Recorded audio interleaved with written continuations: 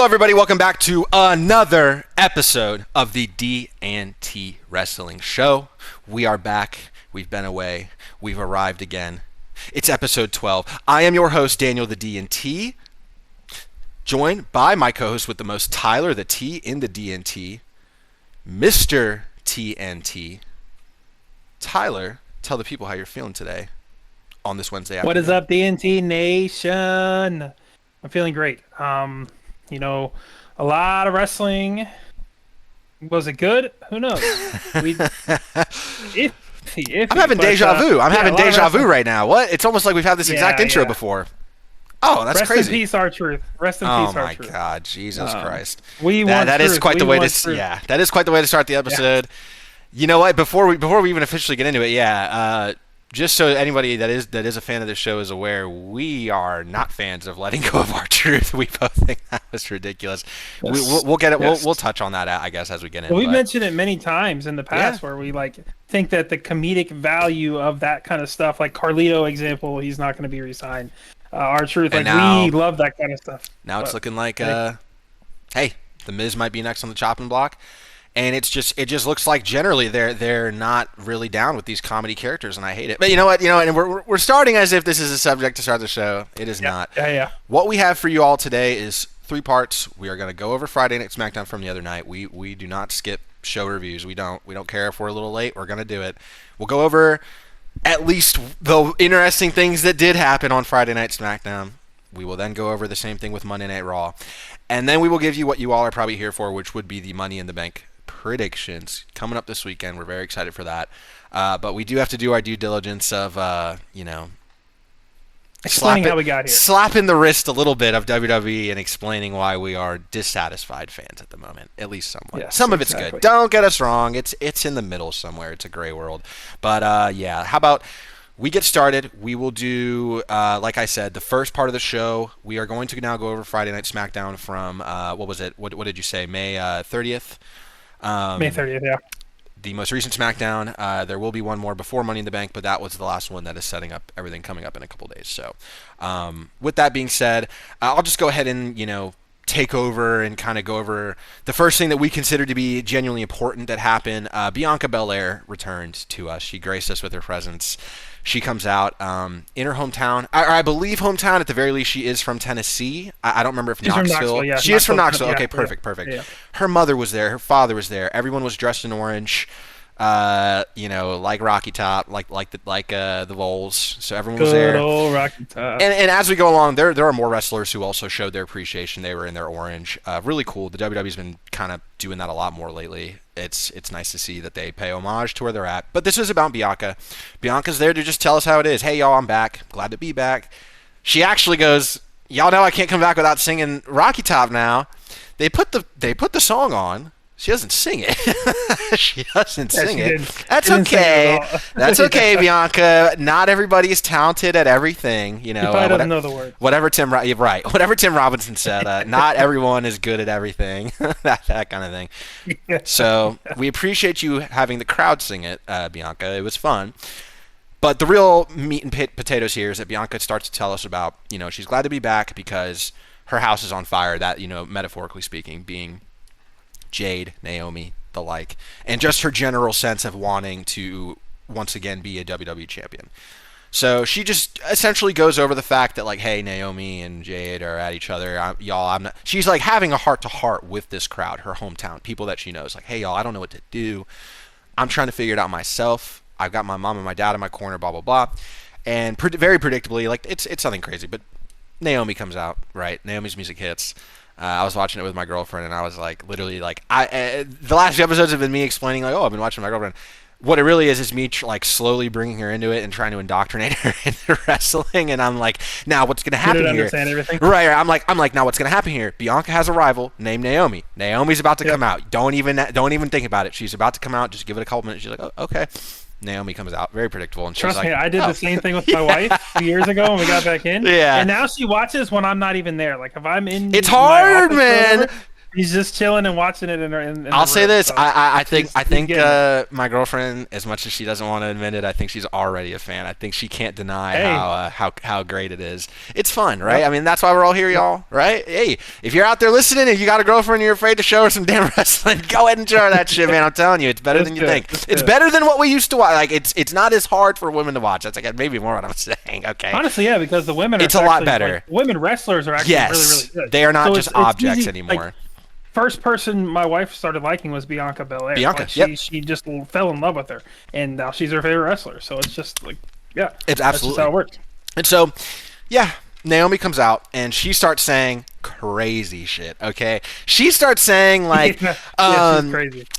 like this is all whatever. Like Bianca, like I've been trying to get a hold of you, like blah blah blah. And Bianca's like, no, no, no, we're not doing this. We're not doing this. Don't try to apologize, like that kind of vibe. But then Naomi does her little, like she kind of snaps a little, and she's like, Bianca, while you were gone, and I was looking for you. I had a real nice look around your home, something along those lines. And I really love that picture on Yeah. your mom's table, her coffee table Yeah. of all three of y'all. And the implication is that Naomi broke into Bianca's family's home. What? And it's People like are they kind don't of dumb. really, yeah, like they don't really go crazy on that idea, but they mention it, and everyone is like, what the fuck? Like, okay, Yeah, well, Naomi is lost her damn mind, and so then it ends up being like Bianca's still like, like what? Like you have lost your mind. Like she's starting to insult her, and Naomi, she like does this thing. She's looking down all sad. And then she looks up all evil, like Pennywise yeah, shit, and yeah. she's like, Bianca, it'd be a real shame if both you and your mom ended up in a wheelchair, because Bianca's mom is sitting Yes. there ringside in a wheelchair due to a health condition, and it's like, bruh. Okay, we're getting pretty crazy about this, so. Yeah. Um, I'll be honest, like, I don't remember, do they end up having a little tussle? I don't think they do. I think that they just end up kind of like No, it just moves right into the the match. because Yes. Jade Cart like Naomi gets up to That's the right. ring, That's right. and then Jade's music hits, and then Jade comes in, and Jade gives Bianca a little bit of a stare down, and then Bianca walks out, and then Nia Jax comes in as well, and Right. then we start the first match of the night, which is a triple threat for the qualifying, the last qualifying spot, no, the second to last qualifying Second spot to last, yeah. for the Money in the Bank women's ladder match. Or no, what? No, you're right. Because we were talking about that last week, second to last. So yeah, it ends up leading into. I guess I'll keep going with this one.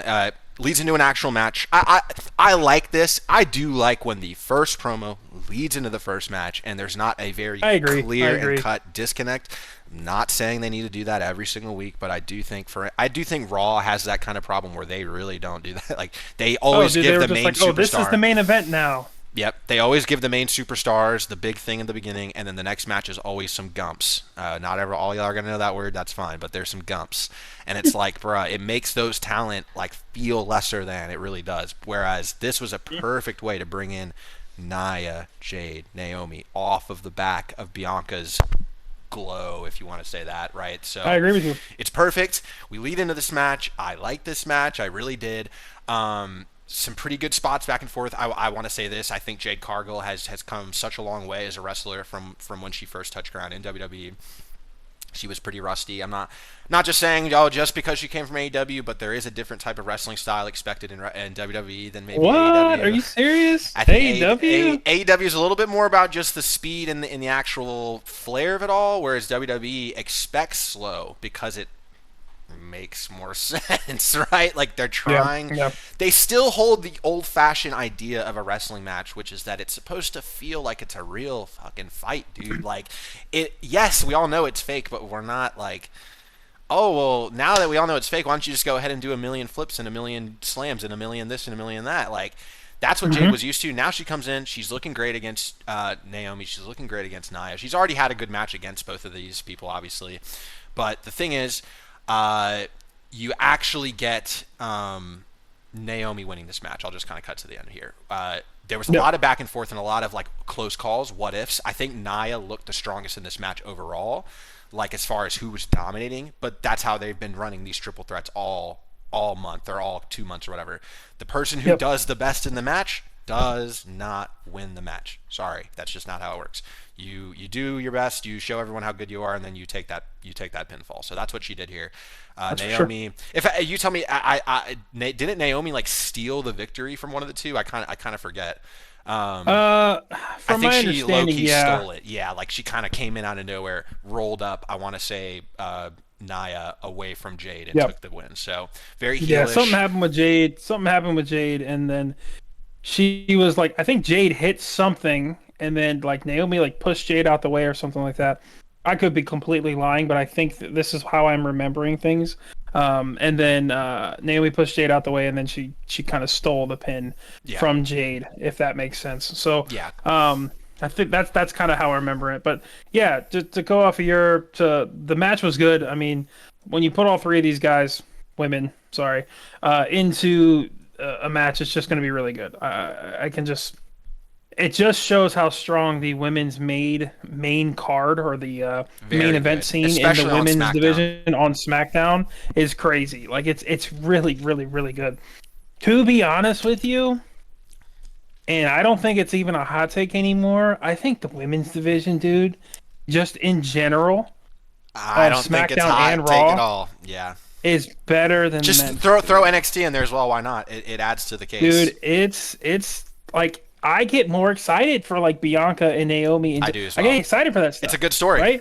Even Rhea like Ripley in her match, like I get excited for those. I actually have a great way to illustrate exactly what you're saying. Who do you care about the most in the Judgment Day right now? It's gotta be Liv Morgan and Roxanne Perez. Of course, I don't care at all about JD and honestly Dom. Dom has not done much at all, and like Finn, he hasn't had a title defense. He had one title defense against Penta that got interrupted by El Grande Americano. Literally, that's it. I absolutely agree with you. I don't think this is even.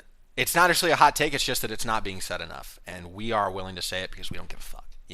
That's our opinion. I agree with you. Yeah, the women's division on WWE period is the best women's division in all of wrestling all over the entire world, not just WWE, AEW. It's better than New Japan. It's better than anything down in anywhere Latin America. It's better than anything in the UK. I'm sorry. That's just how it is. The women right now are killing it.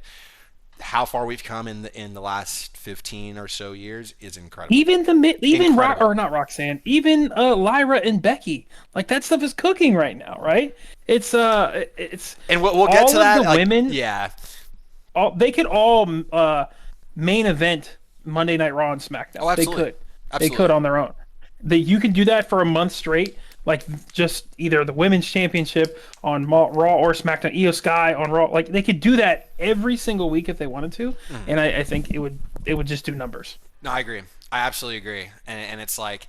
Just to kind of recap for y'all, like what we have now in the Women's Money in the Bank after this match happened was Rhea, Giulia, Roxanne, Alexa, and then now Naomi. So, just think of that, like even just those women listing them off, all superstars. It's so much better than the men's. When you round out all the talent, it's so much better than the men's. Well, and how about this? We can go into the next thing, and that literally is a contrast. I think, at least in my opinion, you'll see what I mean. But you can take what happens next year, and it'll show kind of what we mean. We are gonna go a little bit out of order just to let the audience fine. I don't think it matters, just because this is kind of how. But I guess we'll go just of importance to less important, if that makes sense. So importance, obviously Naomi wins. That's cool. The next thing that we can think of as like as a pinpoint of what happened on SmackDown what you need is to know. we did have another qualifying match on the men's side this time with Andrade, Jacob Fatu, and Carmelo Hayes. Going into the match, I want to say 90% of people probably were saying Jacob Fatu is going to win. The other 10% was saying that maybe Carmelo Hayes is going to win. Either or, 70-30, 50-50, doesn't matter. I would say it's a little closer than that, but I agree with what you're saying. It was one of those two, and they literally went with the focal points of this entire match, right? Carmelo Hayes with the Andre the Giant Battle Royal win. Just being a young up-and-comer obviously the storylines. That too, and the storylines that they've been building with him and The Miz, and then you have Jacob Fatu and everything that he's been doing, and lo and behold, neither of them win. We get a spot where, Solo Sikoa is trying to help Jacob. Jacob goes over and is like, "What are you doing?" Carmelo Hayes ends up knocking Jacob Fatu out of the ring. While Carmelo's still dealing with Jacob Fatu, Andrade then ends up sneaking and rolling up Carmelo Hayes. 1, 2, 3, boom. Andrade is now the next contender in the Money in the Bank ladder match. A lot of concern after that because that was the main event of this Friday Night SmackDown, and a lot of people were. I say the main event. It was the main event match, and then they had a promo I was like, afterwards. wait, yeah. But no, you're right. So a lot of people were I don't want to say concerned, but just confused, maybe being confused, throwing red flags. What the hell just happened? That type of stuff, right? Because Andrade literally has had nothing. I mean, he's been kind of going back and forth with Humberto. I want to say one of us predicted that he would get cut, did we not? Like in our cut episode, like probably, I think so. Which now they're going through more cuts. I don't even remember if we predicted either of the people that did, but I don't think we felt very confident about Andrade. We don't even talk about it. Like he's just there. Unfortunately, no. But I will say he's gonna put on a good match. Like he's right. He has good matches, but just it's not that he can't. If that's all you want is just to put on a good match and not like build anything from it, cool. Go ahead, do that, right? But Carmelo Hayes would have put on a good match. Jacob Fatu would have put on a good match. My problem with this, have more substance behind themselves. So I'll say this. Go ahead. Yeah, I want to say that the match itself, just so we're not too negative, this triple threat match was good. It was fun to watch. Mello, Andrade, it was good. Jacob Fatu, that was good. If y'all haven't seen it, watch some highlights on YouTube. It's 3 minutes, right? Nothing insane. It's not like they put on a 5-star match. I'm more just saying if you see these 3 talented wrestlers in the ring, you would hope to see fireworks, and they did put on fireworks. Yeah, However, they did. The result is not good. I'm sorry. I don't like the idea of putting someone in it that we like pretty much know for a guaranteed fact. Andrade's not winning the Money in the Bank. Last time he was in it, there was a chance. Even the lot time before that. That's my point too. That's my point. Even the time before that, because it felt like maybe that's how they would finally give Andrade that big WWE push. Now, very, very obvious. This is not going to happen. If they put the Money in the Bank on motherfucking Andrade, that would be nuclear levels of bad. Nuclear. And right now, I with the way forgot things Andrade have been was on the last one. Well, remember that was the whole thing is that him and Mello put on that really great they were really big focal points of the match. And I believe before that, what was it? Wasn't it Andrade and Ricochet or something like that? Like they went crazy and did all these crazy spots. Like yeah, it's great. It's not even to say like it won't be entertaining. It's just more like I feel like whatever spots you're expecting to get out of Andrade could have been Mello. Mello's younger, deserves like he has fans. He's talks, he does things. Like I just I predicted Mello pinnacle of your NXT division. Exactly. Like I predicted Mello. I'm not just like upset because it wasn't Mello. It's more just like I think we both the last thing we was like not only would it not be Mello or Fatu, but it would be Andrade taking it from like come on. Whatever. I don't need to spend too much. That's really all I feel with that. Yeah. Andrade will be a nice addition. Andrade, if you ever watch the show, I'm not trying to hate on you, man, but I think you don't need me to tell you that Triple H ain't giving it's not you your fault. He ain't giving you no Andrade. damn Money in the Bank, man. Exactly. I'm sorry. So exactly, we'll get to our They're predictions. Not booking you but the right way. Yeah, it's not his fault. If he was booked up through the last few weeks, this would not be that bad. This would make sense. I agree. He should have at least put him against Carlito at some point in the last couple weeks and just have him beat Carlito before you cut him or something like that. Anything. Oh my God! Like or anything. Call up someone from it. I don't know why put him in a tag team. Put him in a tag team because I guarantee you, if he's in a tag team with that tag division that's there, dude, he's gonna be. Instant. It would just be, I don't know, man. I don't know why. I was just gonna say real quick. I don't know why they don't more often pull up talented people from NXT who aren't necessarily about to come up yet, but they just want to get their foothold in getting fans, I guess, on the main roster. Yeah. They need to be bringing those guys up more to specifically lose to guys like Andrade, where where they are is a little foggy, so you don't know exactly who you'd have them beat on the main roster. So you just bring someone up to just not get squashed, but have a good, convincing match. But it always is going to make sense that Andrade would beat that guy because he's NXT. Yeah. It could be anybody. It could be goddamn anybody. It could be like they did with Javon Evans. Yeah, like that. That's a great example. And Javon, yeah, that's literally, maybe that's why I'm saying that, like, subconsciously. Like, Javon was fucking awesome, dude. Like, yeah, that's all I got on that. I mean, do you have anything else to say on this, the men's side of the qualifying? No, the only thing I would say would just be like you pointed it out, right? Why put someone in the match when we know there's no chance of them winning it? It's ridiculous. Why do it? Oh, Why do it? God. Yeah, this just we can go on to the next thing that the next important topic. Yeah. Do you want to? Or sorry, you just did the that match. You're right. So yeah. So next, what we got is this was the main event where we are, like we said, at this point we're not necessarily doing the chronological order, but just the way it happened and what really matters to y'all. Cody Rhodes and John Cena finally have a little in the ring, not match, face off. So talking some shit, that kind of thing. This was all right. This wasn't anything I would say mind blowing. It wasn't like, what am I trying to say? So it starts. It was weird. I don't know if I really liked the pace of how this worked. It almost felt like John Cena wasn't going to come out. It was lackluster. It was weird. So how this opens up is it's Cody and Jay in the ring. So it's going to be Cody and Jay versus John and Logan. Just for anyone that's not aware, at Money in the Bank this week. That's a big draw. I like that. I like that match. That's fun. Cody, Jay already won tag belts with each other before versus John and Logan. Whatever. So it's actually just Cody and Jay in the ring together. Just them. Just kind of like shooting the shit, like, hey, we ready for this week, or we're gonna show them. I don't even remember where they're located. We're gonna show them Narnia, that kind of thing, like wherever they were. I forget. Knoxville, Tennessee. Knoxville, Tennessee. That's right. Yeah, we're gonna show them Knoxville, and then Knoxville. Yeah, and then Jay. No, I'm losing my mind because first of all, Jay comes in and does the run my music back, so that takes like forever. That's the point, right? That's kind of what I was gonna get at. Sorry. The whole entire segment felt rushed. It did. It was rushed because they did the yeeting. It's getting about it again. I'm sorry. They did the yeeting, then they did it again, and then what they had to do is Jay literally said 2 words during the entire promo.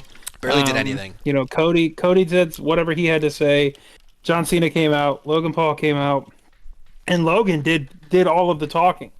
Logan did literally all the talking. Right? He was going and just going at both of them, Cody and Jey Uso, and they're saying all this stuff. Right?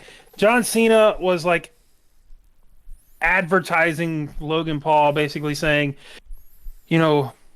he's the greatest celebrity of all time to come into the WWE.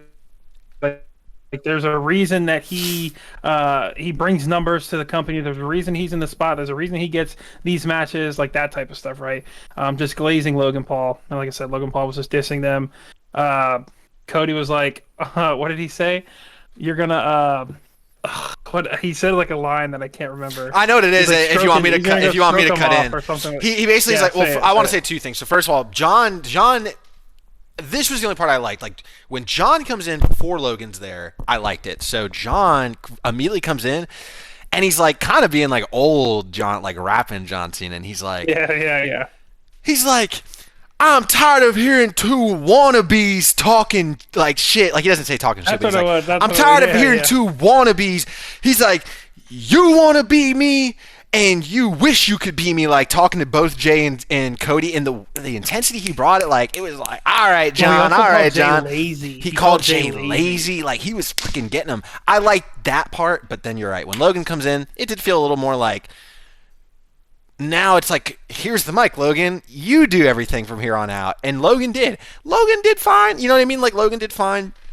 Logan did good, actually. Like, that's what I'm saying. Like, more what I'm getting at is, like, I'm not saying he did bad. I'm more saying I wish it didn't just become Logan take over the entire promo. And like what you had kind of said, Jay barely said a word, and then Cody, once John came in, Cody basically handed it over to them. So it's just like, it felt weird. It, like you said, rushed is the perfect way to put it. Did not feel like a real back and forth, and there's only one way to put it. It's because of Jey Uso in the entrance. Like, that's so much time being wasted. I think there was a commercial break that ended up happening between it. It's like, good lord. But anyways, the line was that he's like, so John Cena is in that show Peacemaker, and he's like, that's what he was. Yeah. So Logan and John, this is what it was. So Logan and John were themselves having a little bit of like, because they're heels, it was a little bit of like, I'm better than you. No, I'm better than you. Like, hold on, what? Like, huh? Like, wait, don't talk shit to me. And then Cody kind of sees that they're having a rift, and I'm gonna describe this best I can. So you see between Logan and John's head in the camera shot, Jay. And this is the part of that I do like from Jay, the contribution he did make. He's just standing there watching, and then Cody goes, "What are you gonna go back and polish his Peacemaker?" And then Jay goes, "Bruh," and he like walks off and like drops the belt so comically. It was good. Funny. It was funny shit. And then both John and Logan turn, and they're like, what? "You what?" And then they start the fighting. Yeah. I don't know, y'all. Like, this is not necessarily a bad promo. It's just more that we expect so much from these four in the ring together, and this just felt like another whatever the fuck. You know what I mean? We were saying it earlier, the women's division feels better than men. I genuinely feel like Naomi, Bianca, they're putting way better effort into their shit. Becky, Lyra putting way better effort into their shit. I don't know. I don't want to hop on the train yet of saying heel John Cena has failed. I don't like that. The part that failed is having The Rock be involved in it, first of all. It's not John Cena's doing fine. But I do feel like, yes, the downstream effect of that is that these promos feel a little...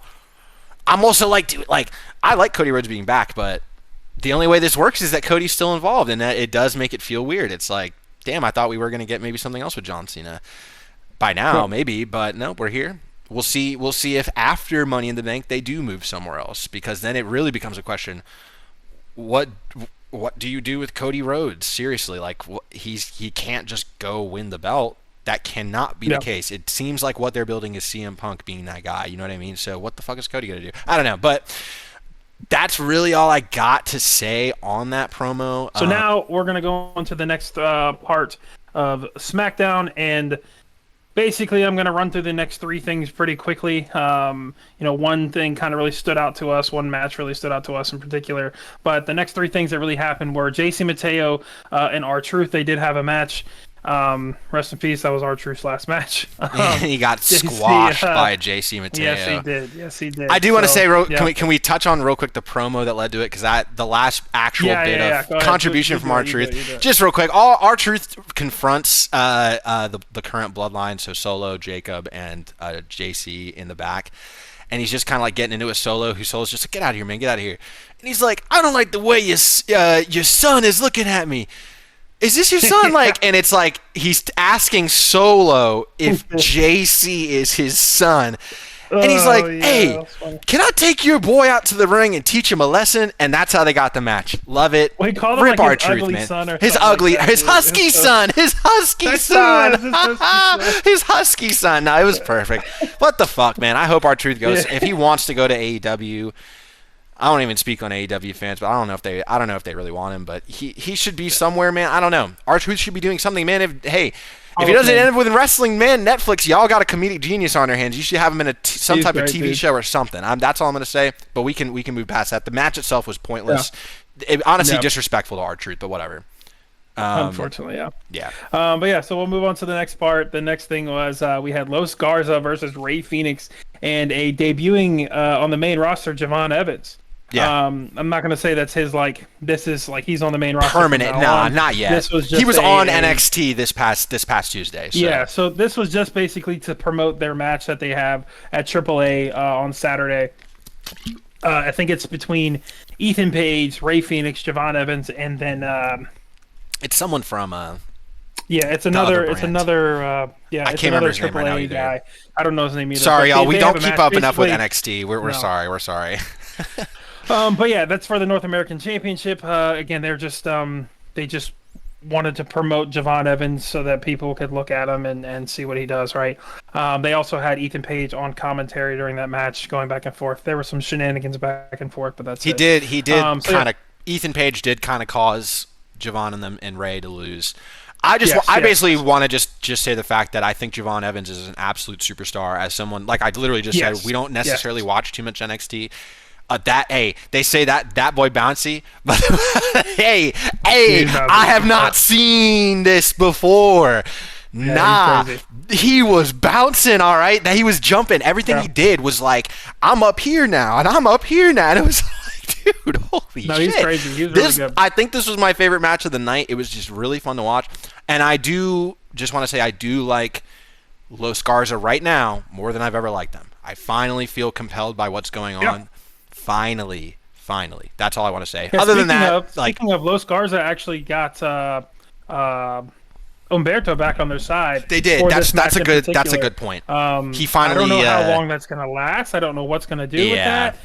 Because he did slap Santos Escobar. That's true. They ended up like kissing and making up, kind of. I don't know. It's interesting. We'll see what happens with that. Yeah. We'll see what happens. But that's it. There's no rivalry here, other than I guess Ray, low-key, but not really. So last thing for SmackDown. And the last thing that we have to touch on is Zelina Vega defeats Alba Fire in a non-title match.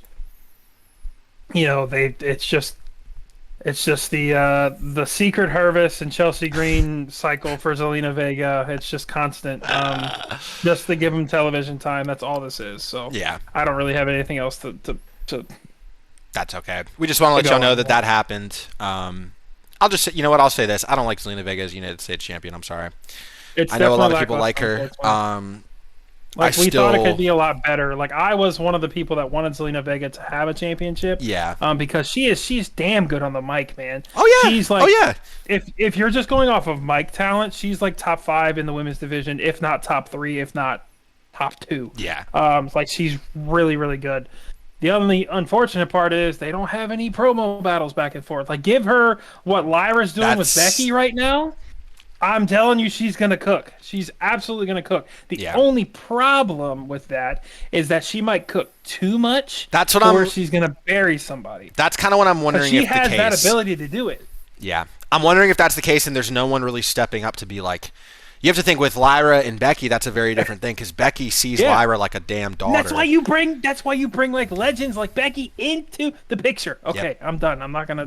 Now you're spitting fire. You're making absolute points. But no, you're right. I think you're right on both things. That is what you should be aiming for, and that's what they should be doing with Zelina. Someone like myself who was never like super on board with Zelina, I don't have a bias, and I'm just looking at it like, I'm not saying you do, but it's just more like I just see it as like. Let me put it to you. I like this better. Like Michin, that's fair. Yeah. But let's say out of these 3, her, Michin, and B-Fab, I'd actually low-key rather have B-Fab be the U.S. champ right now. I like B-Fab more, but that's just me. You know what I mean? Like at the end of the day, I don't think any 3 of them should have it. I'm kind of getting tired of this belt being used so like not foolishly, but like Chelsea was good at first, but like why go from like a comedy act into someone that's real like pretty lackluster? You know, like you said, it's like just a little too lackluster. Like they need to bring some fire to it the way that they're doing, like you said, with Lyra, with Becky. That'd be great. But anyways, that's it.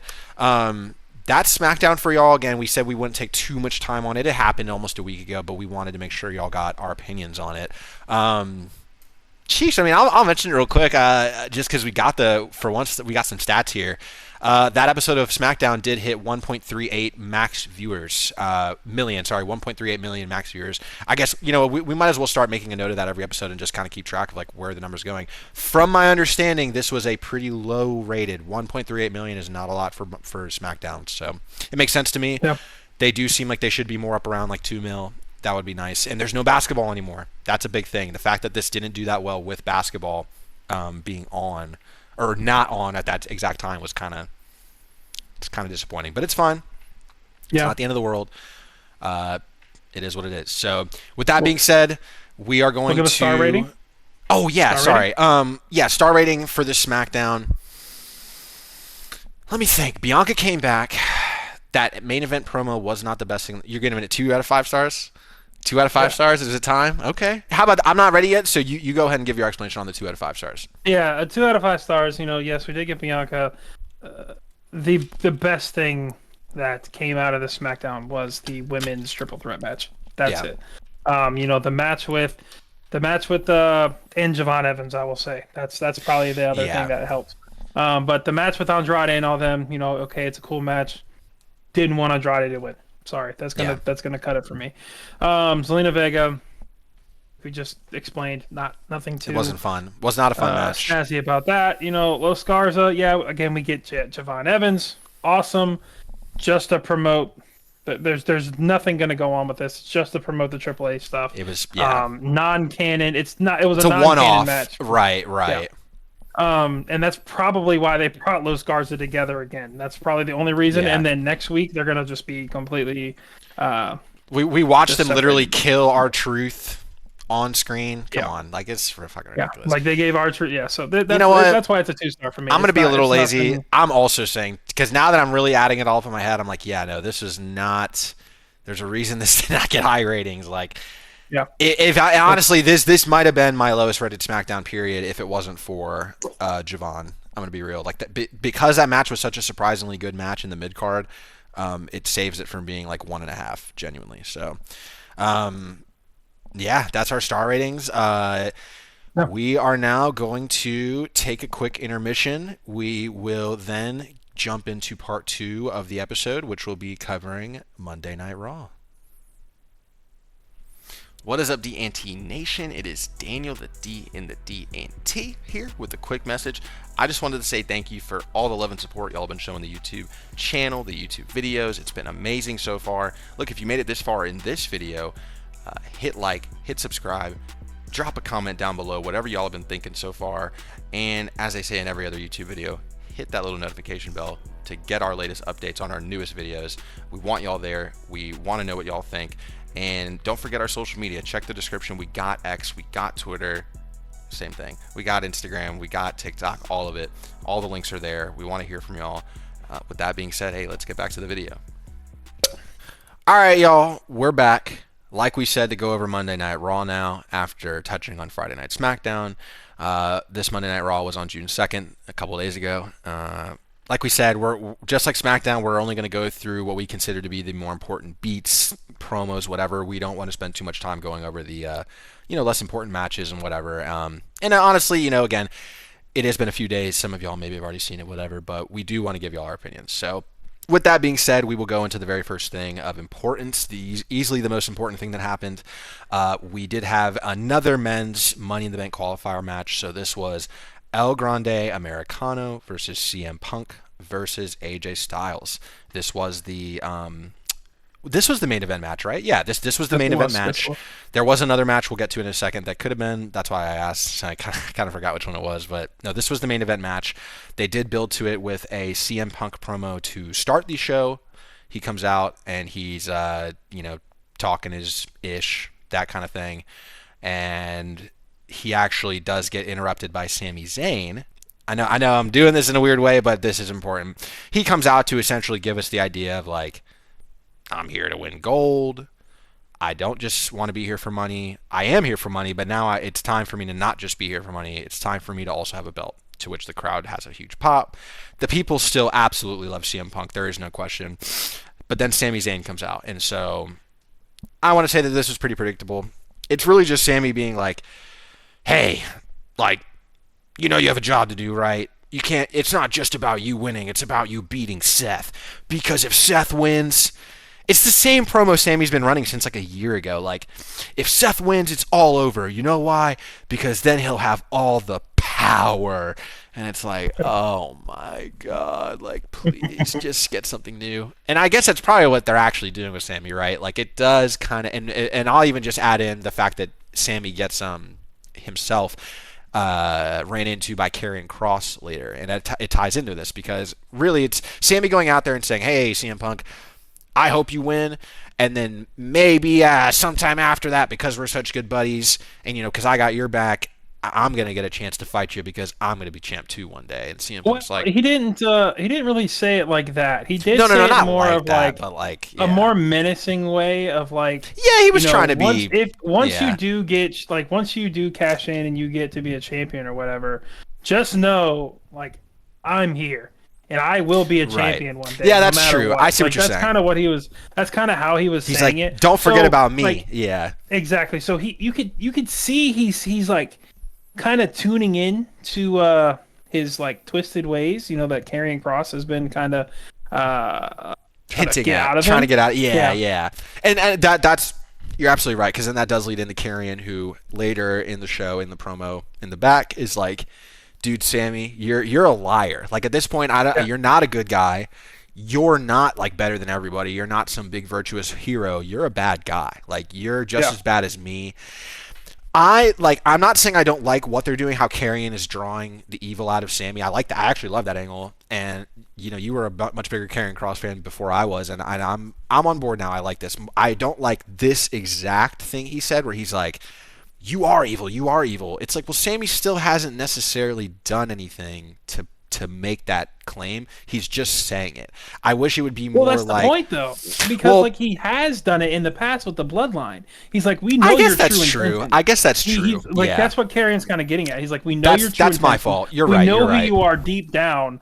Like you are a bad guy. You do what it takes to Be at the top. to win. Right. Exactly. Right. Yeah. Like, Okay. you're No, not that's like fair. you're not this city saint like CM Punk. Yeah. You're not this saint of a person where it's like, oh, I'm always doing the right thing. I'm always I'm so good. I virtuous. always Yeah. exactly. Like you're just like you and I, like you're just like us. You're not this other being. You're just Right. like you and I. We want to get what we want. We're selfish. We want to do that. So that's kind of where he's digging at, and that's why he's getting the loudest pops on Monday Night Raw because Yeah. of stuff like that. It's So a good. I didn't It's a mean to good interrupt angle. you, but go Oh ahead. no. You definitely clarified it better. I literally wasn't even thinking about Sammy Uso and all that stuff. So. No, it's a good angle though. That I'm not trying to take away from the whole thing. It was just that one thing I was like, huh? But no, that makes more sense. So, what I would say is, Jesus Christ, I forgot that technically we're supposed to talk about the Money in the Bank ladder qualifying Yeah, match, right, but it's yeah, we like just started talking all of this leads into the fact that the whole Yeah. point of this is that CM Punk has his qualifying match later in the night. So that's him, like I said, him, El Grande Americano, and AJ Styles. So first thing I'll say about this is that this should have been, and I saw people online talking about this, and I tend to agree with it now that I'm like really thinking back on it. Like this should have been hyped up a lot more. It really was CM Punk versus AJ Styles. That is not something that has happened for a long time, and these are two of the best. It's the first time they've ever done it. Is it really? Jesus Christ! Well, then there you go. It's like two of the best veterans. Punk wasn't CM or AJ Styles came in 2016. CM Punk didn't left in like 2014. Oh, I guess you're right. So In my they just head, never I was crossed imagining that they crossed paths somewhere way in the past, like Indies or something. That's really what I was drawing from. But if they didn't, then probably they did. did. They probably Maybe. did. You see, the point would be that it's clearly been way longer than like 15 years, even something yeah. like that. If they even did wrestle. Shows how much we know, y'all. But it's more like the fact is that this could have been hyped. We talk about this show every week. We didn't know that this was even going to be the match until Raw happened. Like this was not something talked about. I get it because it's like, oh, the Money in the Bank qualifier matches. They kind of put them together as the weeks go on. But like, this could have been something way better. And the whole thing is like neither of them even won. It was El Grande Americano. And I'm not necessarily mad about that. And it was like, so what did I say? So when they had done the whole thing about, I guess we'll get to it in a minute, or I'll just say it. So there is a promo where Gunther and Jay talk, and Gunther's like, oh, I know when your friends need you, you're going to go out and save them. I bet later tonight in the match, you're going to go out there and help your friends and get yourself hurt. As soon as he said that, what did I say in our little wrestling chat? I said, so that means El Grande is winning the match, right? 45 minutes later, they have the match, and what happens? El Grande wins the match because they made it so obvious that it wouldn't be CM Punk. Everything was adding up to it clearly not being CM Punk winning. And again, that's not necessarily the bad thing. It's just that the match didn't feel like there was enough hype for it. I thought it was a good match. I thought it was fine. Those are three really great wrestlers. Obviously, all three of them are amazing. El Grande is nothing to laugh at. He's Chad, whoever it is under the mask, might literally be one of the best pure wrestlers in wrestling right now. So yeah, this was fun to watch. Don't let us take that away from it. It's just more like it just all felt really weird. I don't know, that just to me, but at the end of the day, El Grande's in the ladder match. I know that upsets a lot of people. I kind of don't like how mad people are getting about the El Grande thing. I just want to say, like, I don't know how people don't understand what they're doing. Like, people are like, do they know that it's racist and that it's bad that he's doing that and making fun of Lucha? It's like, but he's the heel, y'all. Like, the point is that he's bad. You're inviting in a massive Latino audience. The first thing they get to watch is a white American gentrifying their shit from the Gulf of America, which in and of itself is like a giant fuck you. And what do y'all think the end result is going to be? It's going to be one of these luchadors finally beating Chad's ass at some big event. That's what we're building to. How do you not see that? Like, you have to have him actually be successful to make us want him to get his ass. That's the point. But they're like, no, it's just ridiculous. It's like what do y'all want in a heel? What do y'all want in a heel? Like, they're supposed to be something you don't like. Like, I can't believe Dominic Mysterio's being mean to his father. Like, are you stupid? It's ridiculous. So that's all I want to say on that. What do you think? I know I just took forever to go through a couple different things there. But y'all, the way Raw works is they're so different from SmackDown. They do this. Like, they build a giant singles story through the whole show, which I don't hate that, but a complete spider web. It is insane. Yes, that's a great way to put it. It's a giant spider web. Yes, that's perfect. So what do you think about all of it? Anything I just mentioned there? The comment on El Grande, I don't know if it's more of like that racist side of things. That's not always, I think it's more of the fact that Chad had a match, Chad Gable. Let's unkayfabe this right now, right? Chad Gable had a match, I think, last week in the qualifying match. He didn't qualify. Right. Then Chad Gable qualifies now as El Grande Americano, and he's doing double work. When someone like what we mentioned, Karrion Kross, could have taken that spot. And I think that's what people are mad at, is that he took two spots to just even have someone to have it, show their talents. He just maybe not even qualify for the spot, but at least have a match, right? Like, and it's all for the sake of like it being funny, I guess. Haha, he's doing both. Like, yes. Okay, that's it. Okay, I don't know. I'm almost more like there's a few people I would have rather had taken out than Karrion and have Karrion in there. I said that wrong, but sorry. Continue though. Continue. Like I'm okay with him having the match because I said this in the last episode, with Chad. This is just proving my thought with them doing this with Chad or El Grande Americano. They're pushing him to the moon, bro. They're going to push him to the absolute moon. They said, you want to freaking help us make a lot of money through AAA? We're gonna push you. That's brother. what I'm saying. This is what's gonna happen. I think they're trying to make him like the grandest villain to lucha wrestling ever conceived, ever. And like, I don't know why people don't like that. I guess it's like, I just don't understand. I think it's more of it's like they're dumb. I don't know. I'll shout out Santi. Santi's app.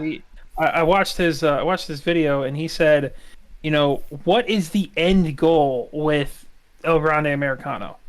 Like, what is it? Was he genuinely questioning it? Are you saying, like, because I don't know if I saw that episode. Like, he had like a reaction video to where like someone had tweeted that, and he's like he was basically just saying that's the point. Like, what's the, like, we don't know what the end goal of El Grande Americano is. So it's just like, it's hard to kind of get behind it if we don't know, what his end goal is and how we can stop it. Is it just to solely take down every single luchador possible?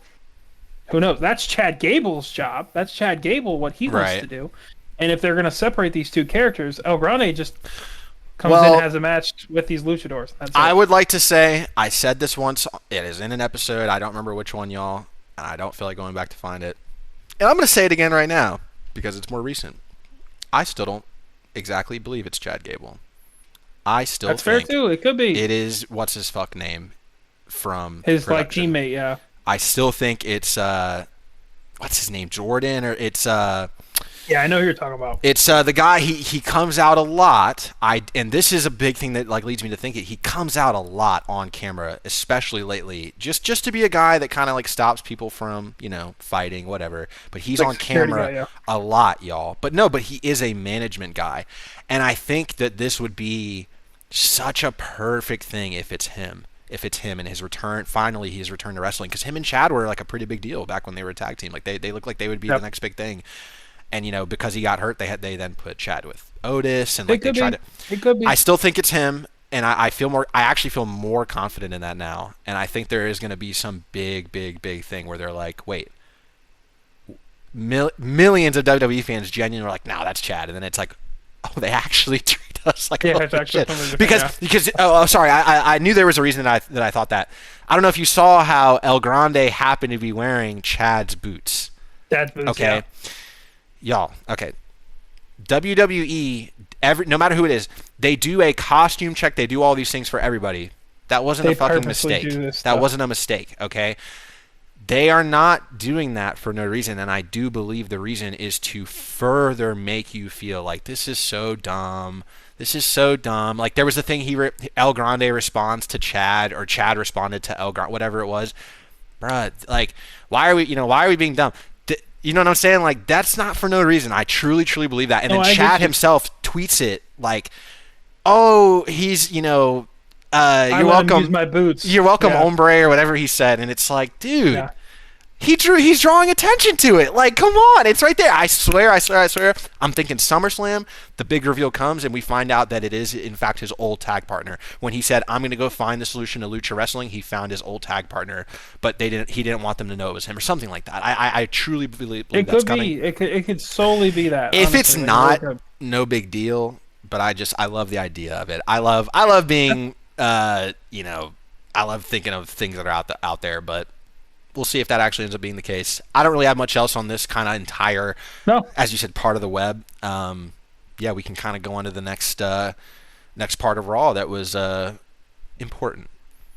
Yeah, so the next part of Raw was the other qualifying match that we had on the night, which is the women's qualifying match. But this one was really, really good, in my opinion. We had Liv Morgan, we had Ivy Nile, and we had the newcomer on Raw, Stephanie Vaquer. And just to put the checkbox there, Stephanie Vaquer is now your new and last member of the she won Money in the Bank ladder match. She won. Basically thanks to, I don't think Roxanne. No, remember, so Roxanne didn't interfere in this one, I don't think. Yes. I don't think it was, because something happened. It was Raquel. Raquel was distracting Liv Morgan. So basically, to give you guys a little bit of a breakdown, in the back, there was a Judgment Day promo. Roxanne, everybody from the Judgment Day. No Carlito. He wasn't there. Dominic Mysterio was wearing a Carlito shirt, though. And Liv was like, or Roxanne was like, I can be out there and I can help you. Like, I can come out there and help. And Liv's like, no, I don't want your help. Yeah. I don't want you to help me. Raquel's got it. She'll be out there with me. And she was being like, we don't need you because I got. It wasn't just like, it's like, we don't need you, exactly. Roxanne. I got Raquel. It's like, get the fuck out of here is basically what she was saying. Exactly. Yep. And lo and behold, and this kind of plays into another thing that happens a little bit later in the night too. But lo and behold, Liv Morgan gets distracted by Raquel because Raquel's doing something, and like trying to help. Stephanie takes advantage. Stephanie takes advantage and ends up winning. Stephanie, she did pin Ivy. She hit her with that finisher of hers. Like, I don't remember what it's called, but it's sick. It's like a lot of the Latin wrestlers seem to have those like driver moves where they like kind of invert you some way and they drive your head or neck area down. Pile driver, but it's always some weird inverted. Like I love it. I love it though. Like I think she does some type of jackknife power bomb if I remember actually. Stephanie. But you said it, dude. This match was awesome. I love this match actually. Like, it was good. I think Liv and Stephanie's match, like kind of choreography is sick. And then you throw Ivy Nile in there, who has only been like I don't want to say improving as if she was bad at wrestling, but she really has finally started to like put it together and be like, look at me, like don't just think of me as some side character. Like, I'm here. And I'm seeing a lot of, I'll just say this real quick about Ivy because I don't have much else to say about her. A lot of people are slowly coming around on Ivy Nile, like, from what I see online, at least comments online of people being like, hey, she does well. People weren't talking about her this way about a year ago, is all I'm saying. She was a nobody. She was a weird white girl with cornrows. Now she is something. She's so true. Yeah, like she's out of all the women that kind of just get thrown into factions with a bunch of men, for whatever reason she kind of stands out above a lot of them. You know, that girl who was with Ray's faction for a little, not Zelina, but the other girl. Just got taught she was with Jesus Christ. She was with Legado, not Ray and them. Yeah, sorry. She just got tossed. Valhalla literally just got cut for the same exact idea. Like, some of these women just don't make it as like that side character. Ivy's in matches. She's doing shit. Yeah, she's doing good. Good for her. But other than that, yeah, I want to know, if you have any opinions on like I guess the match itself. If not, I'll say this. Stephanie did her little whatever that shit's called, kiss of death or whatever. Immediately. Tried to do he did it, but he said Booker T. He was like, because Booker's like, and Pat was like, he said something else. It wasn't quite the same, so it was kind of funny. It was like, and then Pat was more like, Yeah. It was like funny because it's like he doesn't. Was doing it. The crowd! I love it. I love it. Thank God that they knew. That's something. By the way, it's more often than not that these NXT people come up with not much of a reception at all. I would say pretty infamously when Carmelo finally first touched the roster, bruh, he got barely any reaction. And I remember that feeling like, whoa, they do not know Carmelo. Bruh, Stephanie Vaquer came up in there. They knew who she was. They did not need an introduction. Her intro is also really cool. I want to say that. So, yeah, Stephanie Vaquer is now in the Women's Money in the Bank. She is joined by Rhea Ripley, Giulia, Roxanne Perez, Alexa Bliss, and Naomi. That is the full women's card for the Money in the Bank. So, and we'll give you our predictions later. We will get to that on the third part, yeah. So, yeah, anything else on this, or should we move on to the next thing for Raw? Do you have any? No, we can move on to the next thing. I think I want to move this up just because we did just talk about the Judgment Day, and we'll talk about the other two things. Yeah, last. you can flow into that. We can flow into that. So yeah, I do want to just flow right into the Judgment Day did have a match with the War Raiders. The match wasn't really anything, but I will say, so based off of the promo that happened a little bit earlier, like we were talking about with Liv saying, I don't need your help, Roxanne. To Roxanne, yeah. I don't, Raquel is going to help me. Liv ends up losing. Finn Balor and JD McDonough, they are in the match, blah, blah, blah, blah. Roxanne comes in to help Finn and JD. Roxanne distracts them, boom, boom, boom. Finn Balor and JD end up winning the match with Roxanne's help. Yep. And Roxanne gets into the ring with them. They all raise their hands. So not just that, but Finn gave Roxanne a little bit of a wink now. He winked at her when she was in the ring. Hey now. But that I wouldn't say much on that little Finn. I don't know how old Finn is, but it's all right because WWE ages don't matter, I guess. So it's just like, it doesn't matter. We'll see how that end of the story maybe progresses. I have no idea, but it's more of, I think Finn is slowly becoming the leader, and that's like he is taking the reins back. Yeah. Yes, he is taking the reins. Obviously, we're looking at the division of the Judgment Day. Again, we're doing the same thing that we've done the past 2 summers. It's the summer of Judgment Day. I love it. It's great. It's great stuff. 2 years ago, we had the Finn Balor and Finn Balor and Seth Rollins stuff. Yeah. Then last year we had the breakup with just Finn the Balor whole and, all of it. Damien, Rhea, everything. Damien, Rhea, everything. Yep, we had that whole split. And then now we're having this again. And I'm here for it. I really am. Yeah. It's the Judgment Day truly is on Raw right now. At this point, the Judgment Day is going to end up being one of the most iconic factions ever. Truly one of the longest storylines ever created. Even I don't even think DX ever had this long of a run, like straight. Like they would show up, do stuff, drop off, come back, do stuff. Yep. Like they never were just there for years, like in a row. No one's ever done that. So I want to add, just so we don't, I guess, lose it, but just to stick on the Judgment Day. So after all this happens, we do get another promo where it is Liv just straight up confronting Finn. And Finn has nothing to even be shady about. He's like, we won and y'all lost. Yeah. You know, that was your fault. He literally was basically like, that's your fault. Like, Yeah. look what happened when we followed your lead. Look what happened to you when you followed your example and not mine. Like, you should have trusted Roxanne. There's no reason for you not to trust her. And this just completely pisses Liv off. She is such a good actor. All right, y'all. This is what we mean by like the Judgment Day is like iconic. Like this was a really good promo. I love this promo. This little back and forth between Liv and Finn.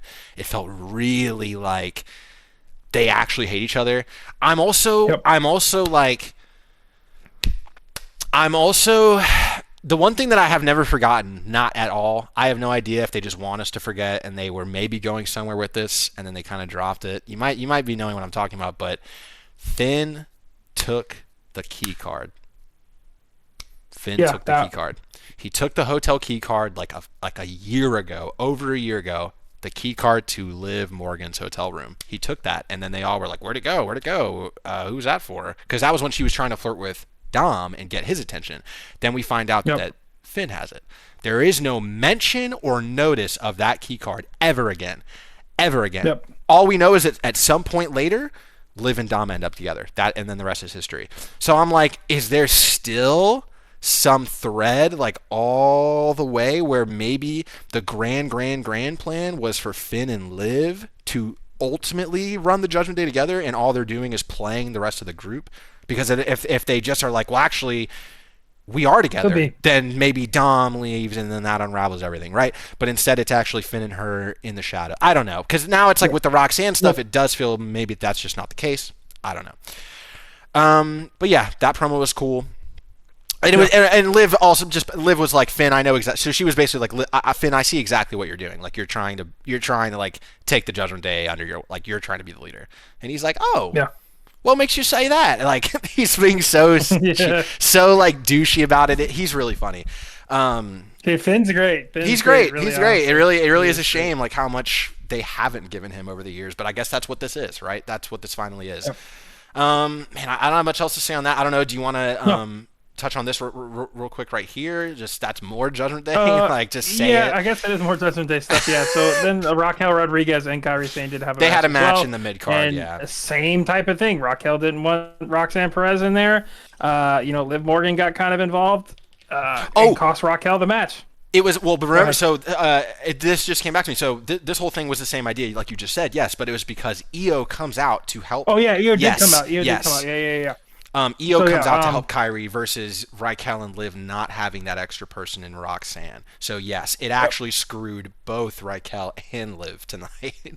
Yes. So it's So it's just it all again a big spider web effect. That's kind of what's happening right now. Oh my goodness. But then so there's nothing really else to say about that. I'll let you take the last match there and go from there. So not last match of the night, but just kind of last important thing here to cover. This is like the, pre-main event, so not the main event match, but this is the one I said easily could have been main event match. We did get Jey Uso and Sami Zayn versus Braun Breaker and Bronson Reed. So the whole idea here really is more about the Gunther thing that I mentioned. Just nothing here matters, win, lose, none of this matters. The point is that Jey is overworking himself by being in this match. And then also, also getting himself involved with the main event. CM Punk. CM Punk and all them. I guess this will be a way that I can tie that in as well, because we did actually miss part of that, of what happened. But I'll just say this. So this ends in a no contest. No one won. I guess that's why I said it doesn't really matter who wins or loses, because no one won or lost. Yeah. Because the funniest shit in the world happened. I literally laughed my ass off. Jey is just okay. The match. So it's Braun Breaker, Bronson Reed versus Sami Zayn and Jey, right? It's a solid match. It's nothing insane. Like genuinely, I barely remember any of the spots other than some of the bigger things Braun and Bronson do. I really think Sami and Jey did not add to this match, if I'm being real with y'all, but that's fine. Whatever. It's not. That's not the important thing. Everything makes its way to the outside, like people jumping on each other, all that kind of stuff. And then as they're laying out there, so Sammy's laying, and then you see Jey laying.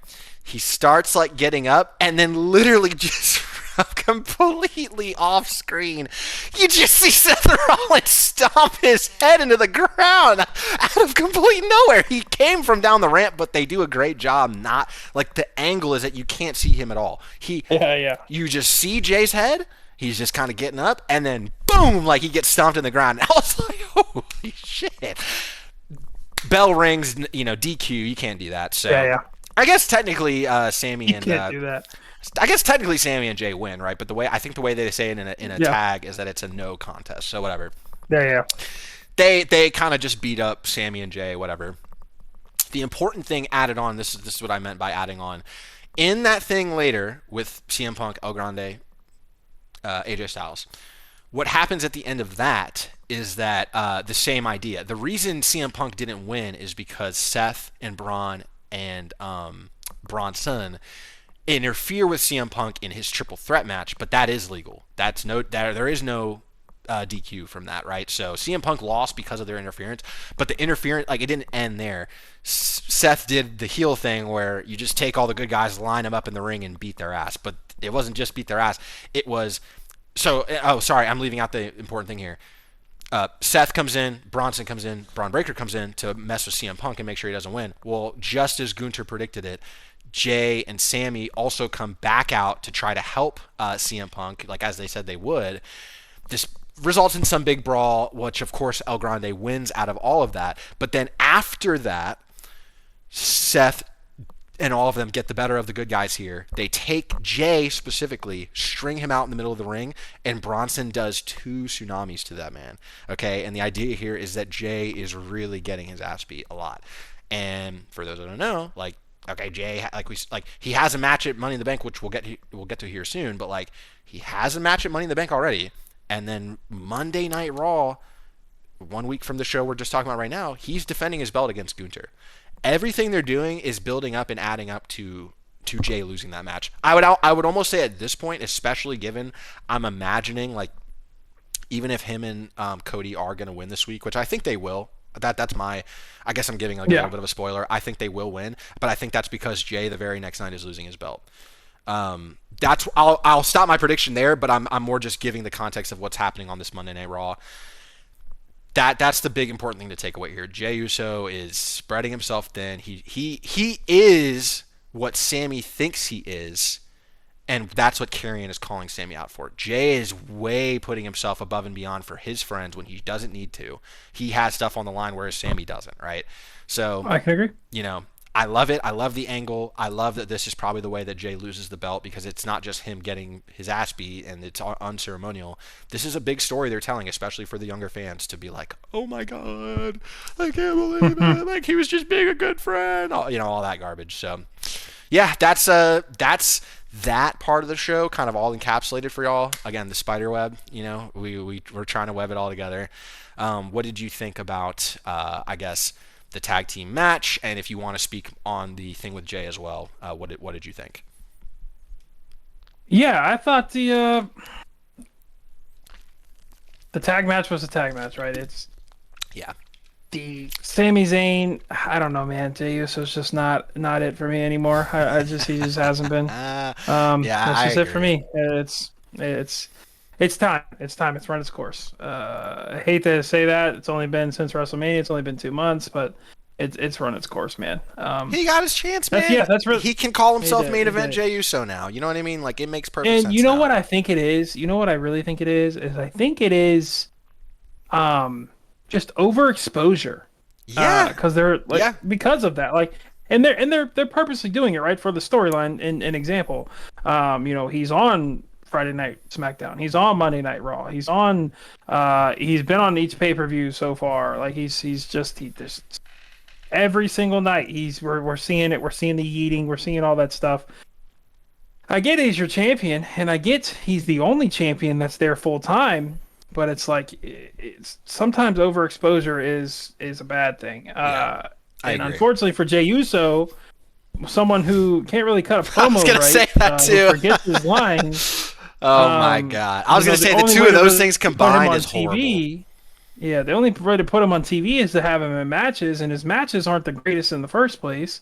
It's rough. It's rough. It's So, like I would say they've gotten um, better since he's been champ, but it all I'm saying there is he went from like a C minus to a B minus, which is not really what you yeah, want to hear from a champ. Like Gunter, unfortunately, yes. every match Gunter, and I am being biased because I'm a giant Gunter fan, but like every match, okay, let me back up. There has never been a bad Gunter match. That's what I'm saying, and he was your champ. Okay, that's what I'm saying. There is too many bad J matches. Period. Period. And if he's in a good match, it's not always because of him. Like seriously. Yep. So Yep. again, not trying to be like, oh, Jay is the worst. Jay's the worst. I like that he was the champ. I like that he was the champ and got his chance. I agree. Got to I have agree. the moments with certain crowds and doing the yeeting with the belt. He just It was unfortunately never awesome. capitalized on it. I just don't. I think it's like a really do or die thing, and he, in a way, especially with the mic skills, he died. That's how I see it. And maybe maybe he To be doesn't lose fair, I it, don't think but it's Jay's fault. I don't think it's Jay's fault. not necessarily. No.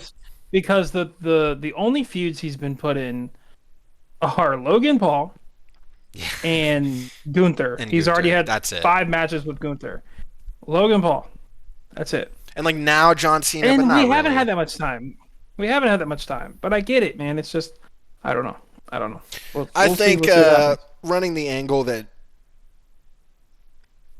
nah, now that I think about it, like maybe the big thing that they're literally just gonna do the Matt and Jeff Hardy thing, and we're not seeing the light at the end of the tunnel where it's Jimmy being the reason he loses the belt, just like Matt Yeah. and Jeff Hardy.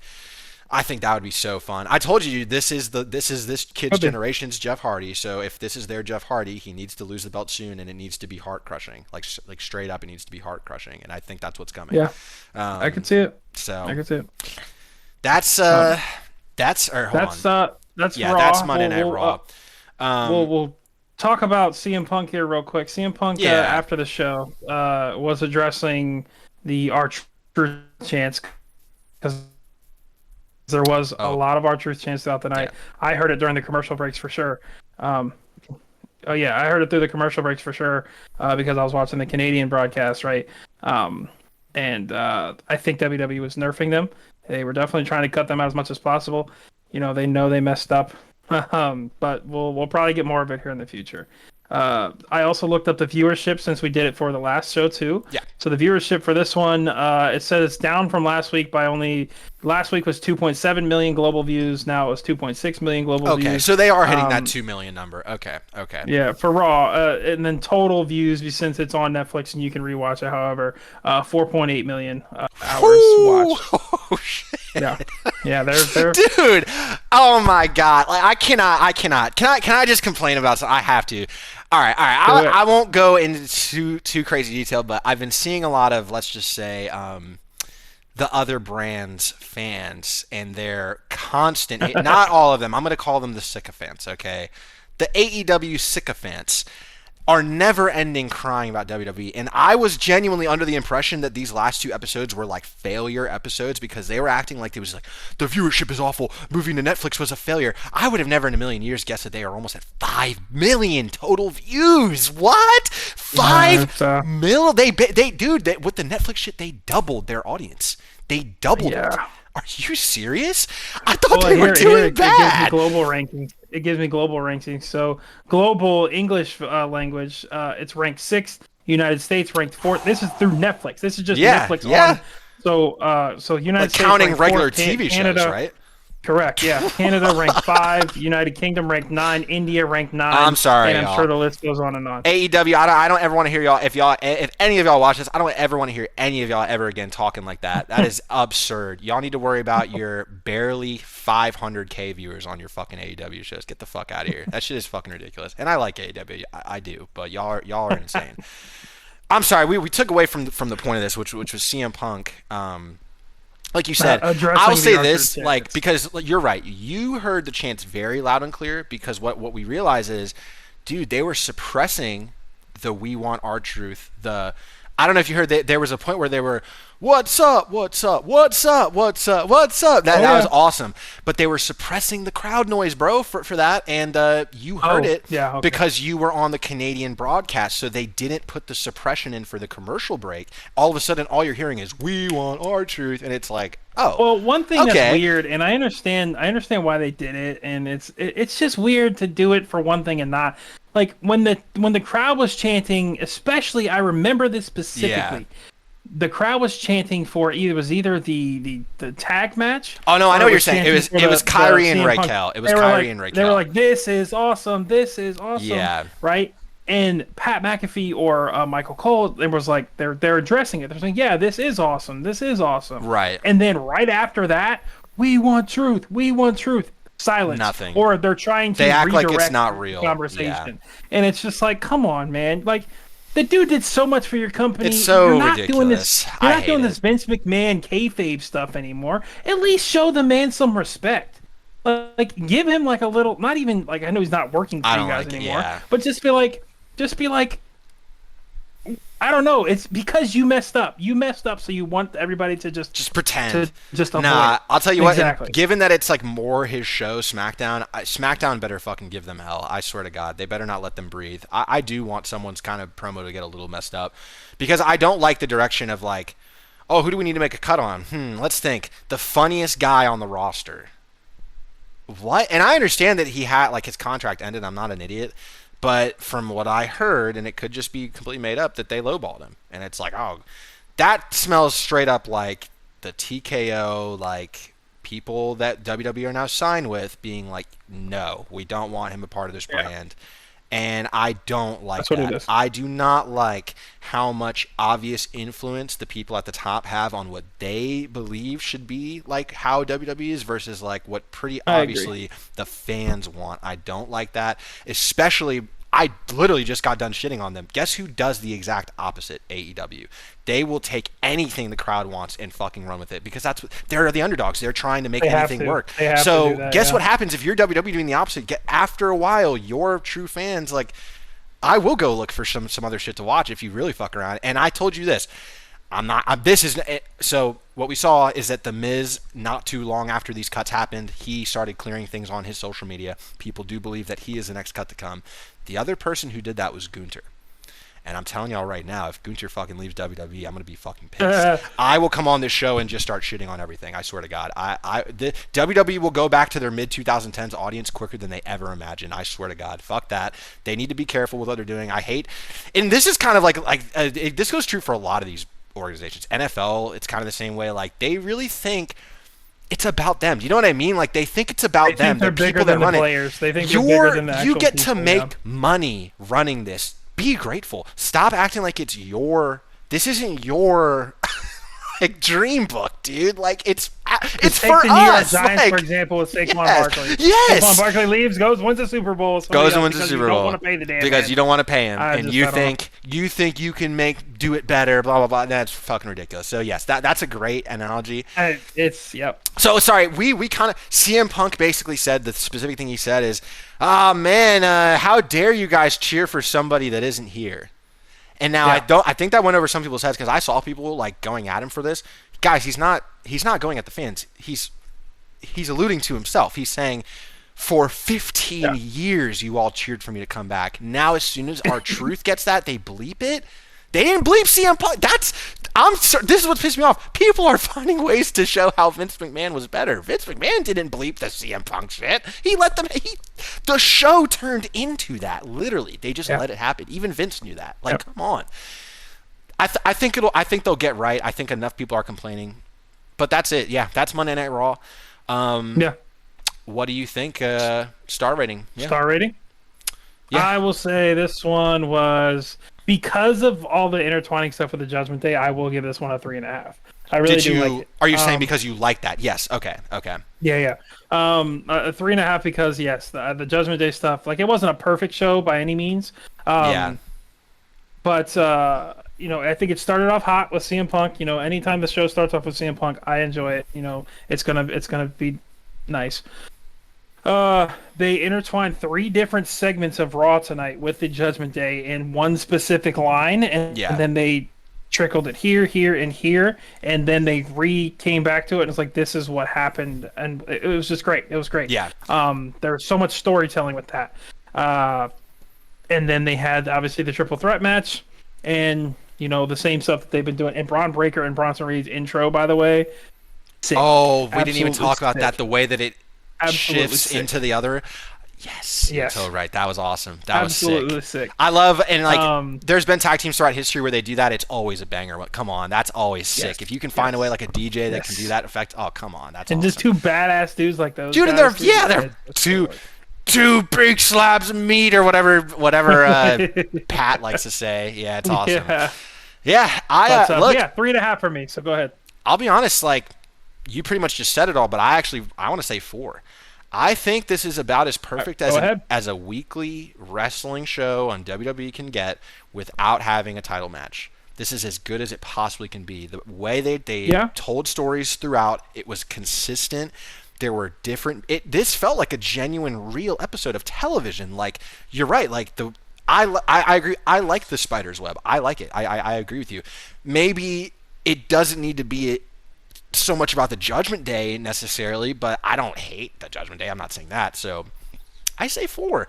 I say if there were interesting than Jey Uso. Yeah. If there were title matches, or if there were like, maybe if Jey Uso wasn't so involved with things like, or if like, I don't know, like. Or sorry, did I? No. I actually did like the Jay and Gunther thing. I don't know, but Jay didn't really say much of that. You see my point? Like maybe if there was a title match, or maybe if some giant episodic thing happened that would raise it even higher. But 4 is where I feel very good about it. I liked it, man. If every episode of Raw was like this, I'd be a happy camper. I'd be a happy camper. I wouldn't have too much to complain about. I really wouldn't. And the views show it. The views show it. Yes, sir. Man, that shit geeked me. I cannot believe that about the I cannot believe that. So yeah, that concludes our recap of Monday Night Raw. We have now covered both of the weekly shows. We are going to take a little bit of a break, and when we come back, we will give y'all our Money in the Bank predictions. What's up, DNT Nation? It is your boy, Tyler, the T in the DNT, and I wanted to just stop here and say thank you to you guys for actually watching the videos and commenting and doing all the stuff that you guys do. We really, really appreciate it. I did want to quickly address, we do have our social media pages set up. We have our TikTok, our Twitter, our Instagram, our TikTok, DNT Pod, our Twitter and Instagram, the DNT Pod. So give us a follow, and we'll be seeing you guys again shortly. Thank you. All right, y'all. We're back. Like we said, this is the part of the show, part 3, where we will cover Money in the Bank. Coming up this weekend, we actually have a second WWE-related show, the AAA part of the day. We're not really going to go over that. I don't think either of us know enough about it to really do that justice. We don't want to give y'all like bogus content, that kind of thing. I will say I will be watching it. Tyler, I don't know if you're going to have time that day to watch it. I want to watch it. I want to know more about that. But yeah, this episode will not discuss it. I have my baby shower Saturday. Then I'll cover it for y'all. But you can watch it. Yeah. With that being said, we will get into the main event, right? The show, Money in the Bank. Got a few matches on here. Honestly, I'm just looking at it. Just at the very least, right now, it's 4 matches. I guess what we're expecting is maybe a 5th to be added. They seem to keep doing that. I just want to say right now, before we really get into it, I did this amount of low matches on these big pay-per-view. This is ridiculous. This is getting silly. It maybe made a little bit of sense on Saturday Night Main Event, but now looking at Money in the Bank, one of my favorite. What did I say, dude? Yeah, one of my favorite pay-per-views. All these PLEs together are just gonna cut down on storylines, and we're not gonna get matches. All that. Then I guess these matches are going to be really long. I don't know. But with that being said, we'll get into it.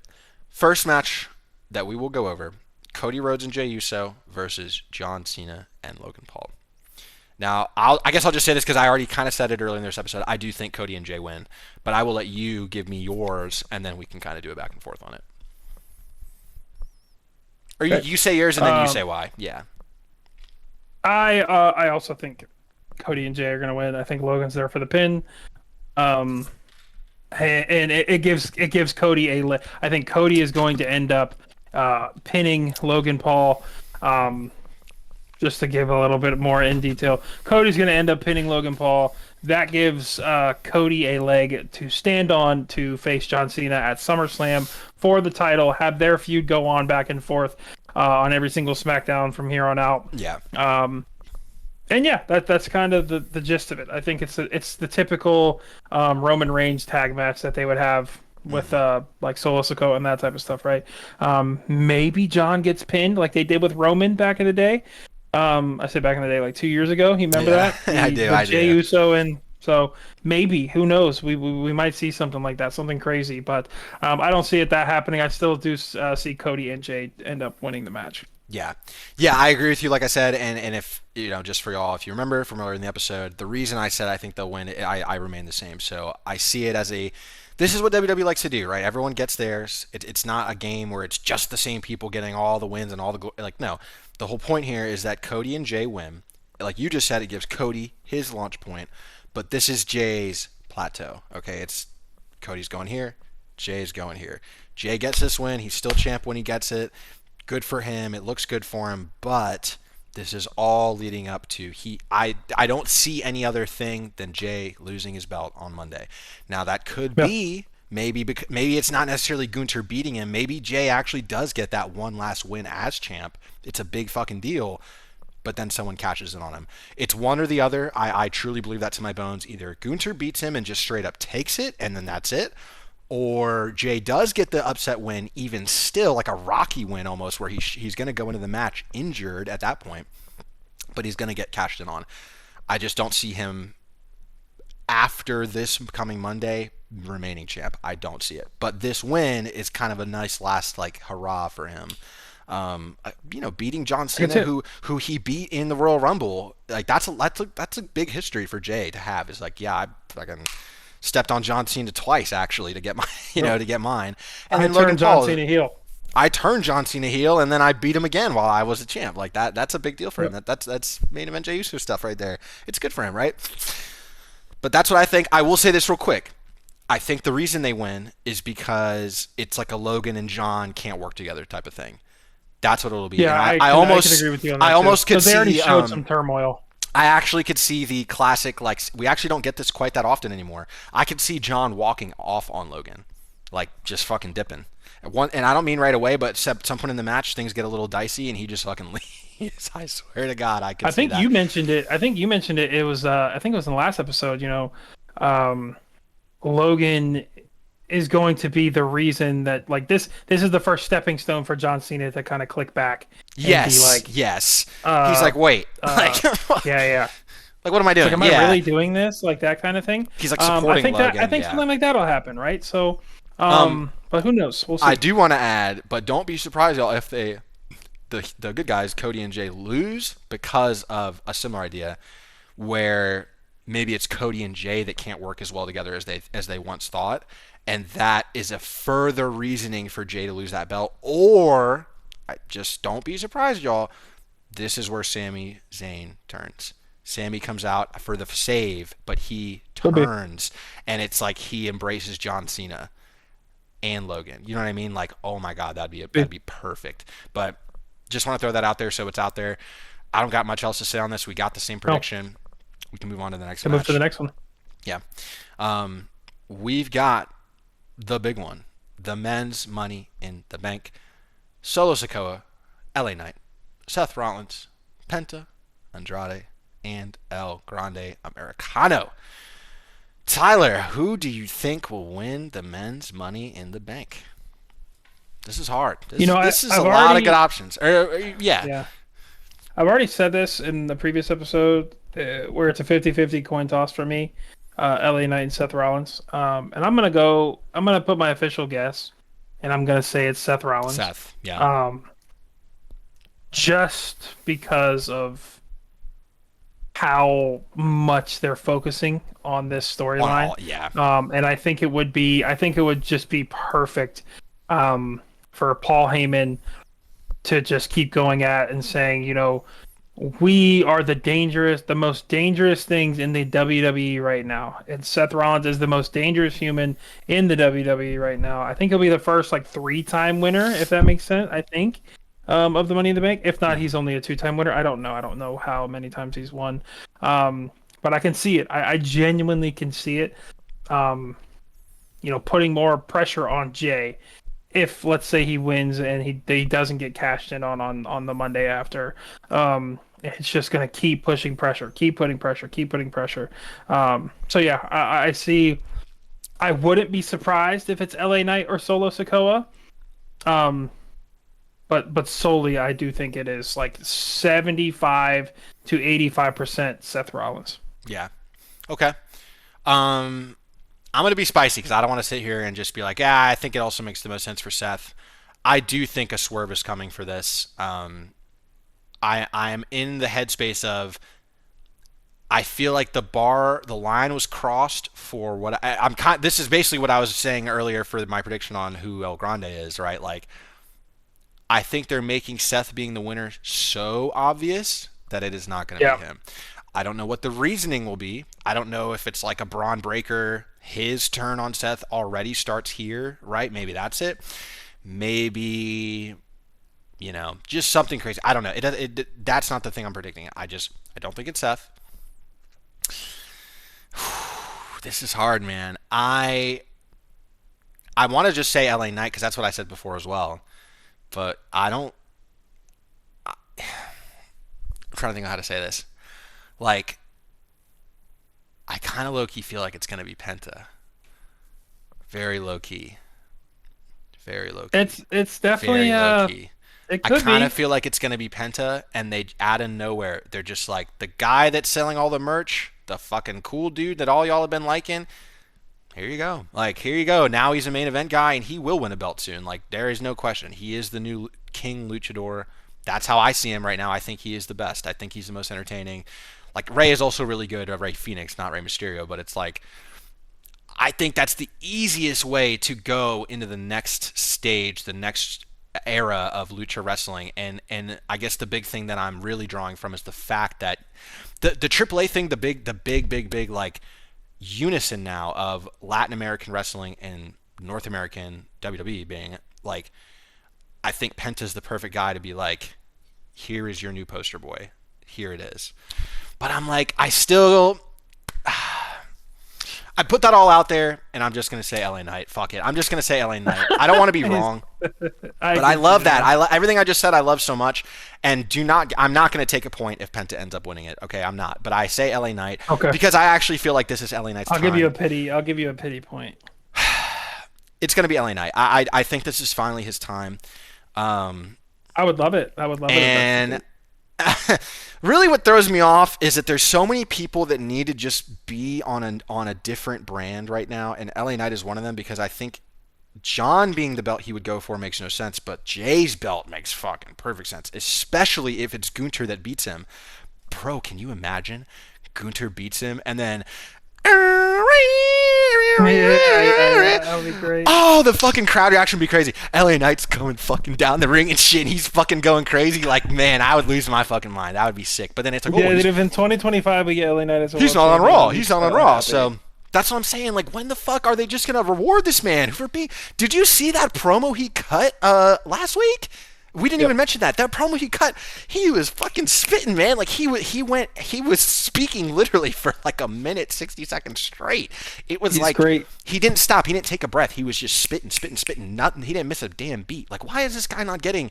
I've said this already like 3 times. He needs a belt, and then he needs a real feud. He needs to be in the ring with people that are for real. Have a back and forth with him. Have personal shit be said. Like, dude, stop like giving me this. Stop giving me. He's the person. Use car salesman LA Knight and give me. I want Don Draper LA Knight. I want the guy that should be up in the damn top office of the skyscraper type of LA Knight. I don't want this guy on the car lot anymore. It's ridiculous. Yes. Give me the champ. That's my prediction. I'm going LA Knight. You're going Seth. I do think these are the most likely.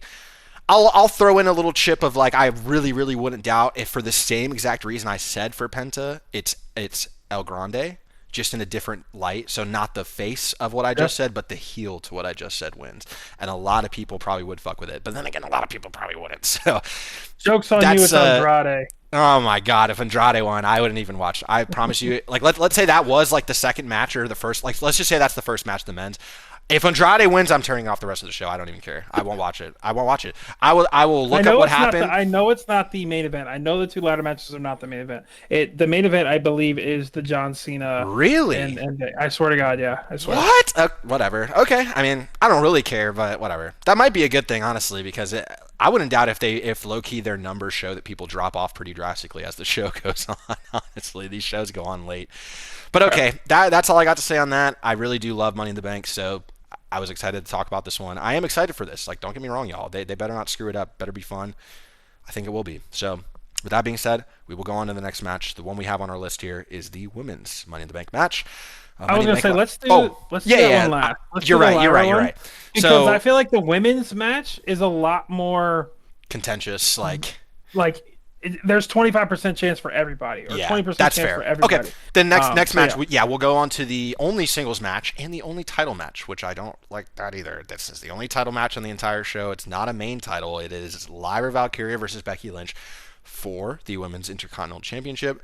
Now, don't get me wrong. I'm not here to shit on this rivalry, because it is, in my opinion, the best rivalry going on right now in wrestling. There is no one between these two women. There is no one spitting promos better between each other than these two. They do not require anyone else involved to sell it. Every time they're on TV, I want to hear what's going on. The crowd is always in it. Not only that, it has literally made Lyra a superstar. Or maybe superstar is like a little much to say yet, but like she was someone that I did not really like that much, and then this launched her. Like, she's awesome. I like her a lot now, and I think you agree with me. Like, and I think you actually did liked her even less than I did. Like about a month or so ago. Yeah, I thought she was so boring. And now all of a sudden, the woo shit is a little. It's not the best, but now everyone loves doing it. You know what I mean? People love doing it. Like, every time she comes in, you hear it immediately, and I'm like, is this Charlotte Flair? Like, what the fuck? But with that being said, I'm sticking to my damn guns from the last time, and I'm going Becky Lynch. I just think I was wrong last time, but I think it's coming this time. I think it's obvious, and I think it's getting Becky her Grand Slam. People do still cheer as much as they boo her. They are still giving her a pretty massive pop when whoa, like when that hits. They love Becky. Okay, they still sing it, and I still love Becky too. The heel Becky has been really fun. Like she is a really fun heel, because she's not just like, I'm bad and all of you suck. She has like for real reasons. She kind of like a Drew McIntyre heel, that kind of thing. So I love it a lot. I think this will be a very fun match. You might get some like wackiness, like a ref getting knocked out, so then they get a chance to hit each other with weapons. Like, I really think that match is coming. It almost is a shame that this isn't like a main title or something. You know what I mean? Just to add that extra breath of like prestige to it, but it's not a big deal. You know what I mean? The Women's Intercontinental Championship has been made something to be sought after by these two women. I believe that. So I got Becky. Who do you got? I also have Becky. I wouldn't be surprised if Bayley comes out and does something in this match. Right. You're so right. I forgot about that. I wouldn't be surprised at all. I know that I said it last time in the last pay-per-view, but again, it's still a possibility, and I still think it's going to happen. But I think Becky wins this, because if Becky doesn't, then there's really not a leg for her to stand on, if that makes sense. She would have already lost twice in a row. And then it's kind of over from there. Doesn't matter. They've done the same thing with Drew McIntyre and Damian Priest. Mind you, I do think if they do add a fifth match, I think it's going to be Damian Priest and Fatu for the United States Championship at. Ooh, that's so right. Because they did do the Damian Priest promo on SmackDown as well. So they could. You know what? We can after this. We can honestly act like that, because I do feel very strongly that will be the match. Honestly, I totally forgot. And there's no. I said at the beginning of this. There's no way they just do 4 matches. That's insane. Yeah, that is insane. So. Or just one title match. But then I'm like, it could also be. No, I guess not, because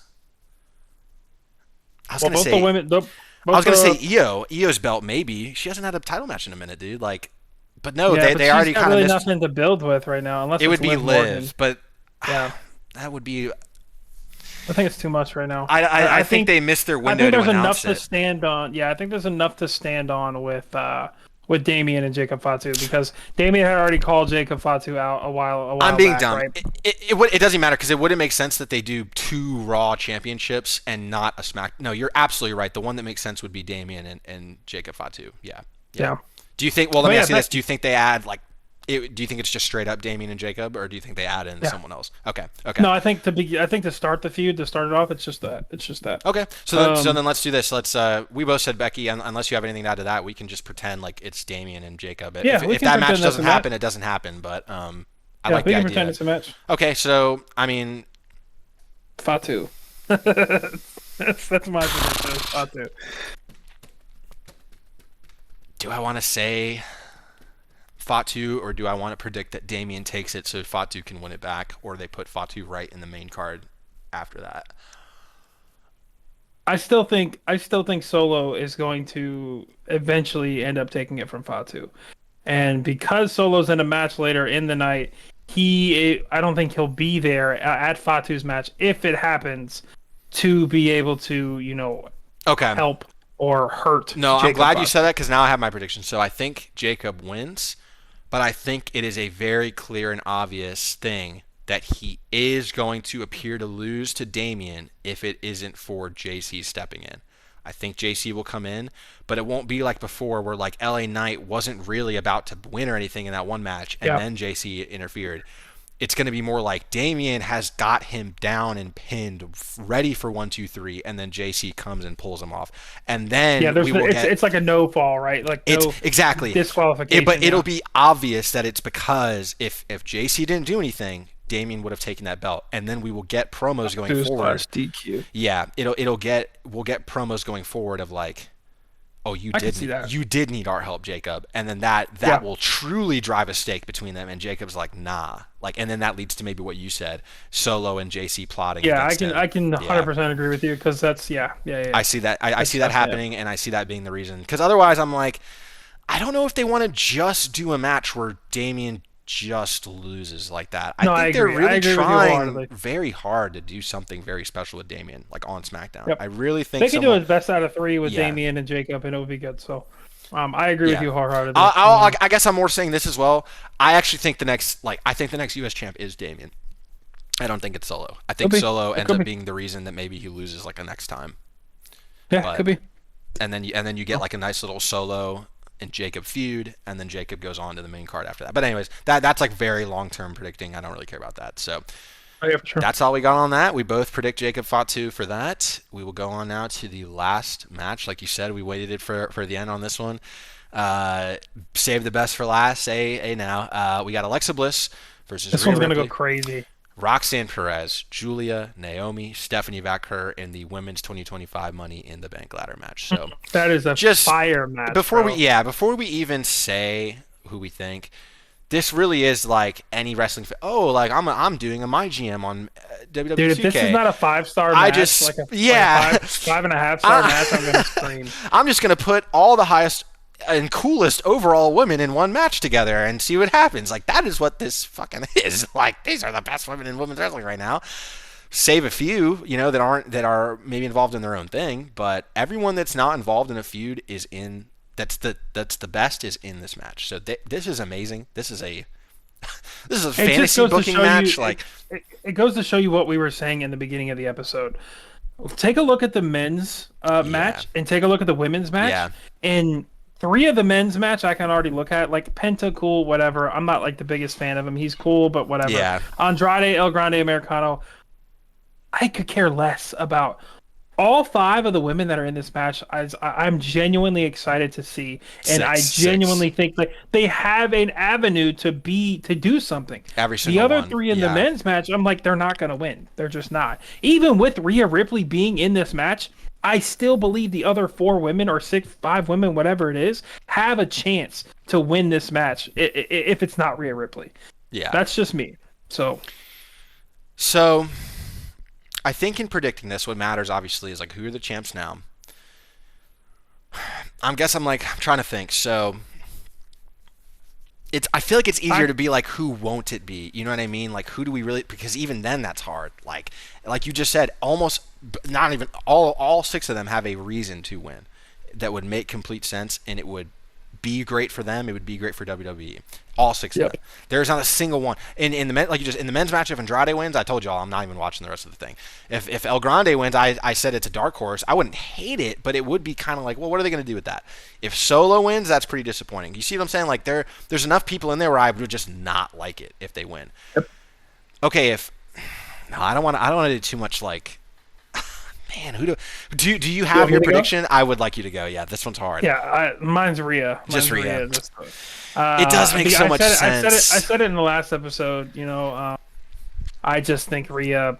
Not that she's just the biggest star power there. That's not really why I'm choosing her. I just think. I said it last time.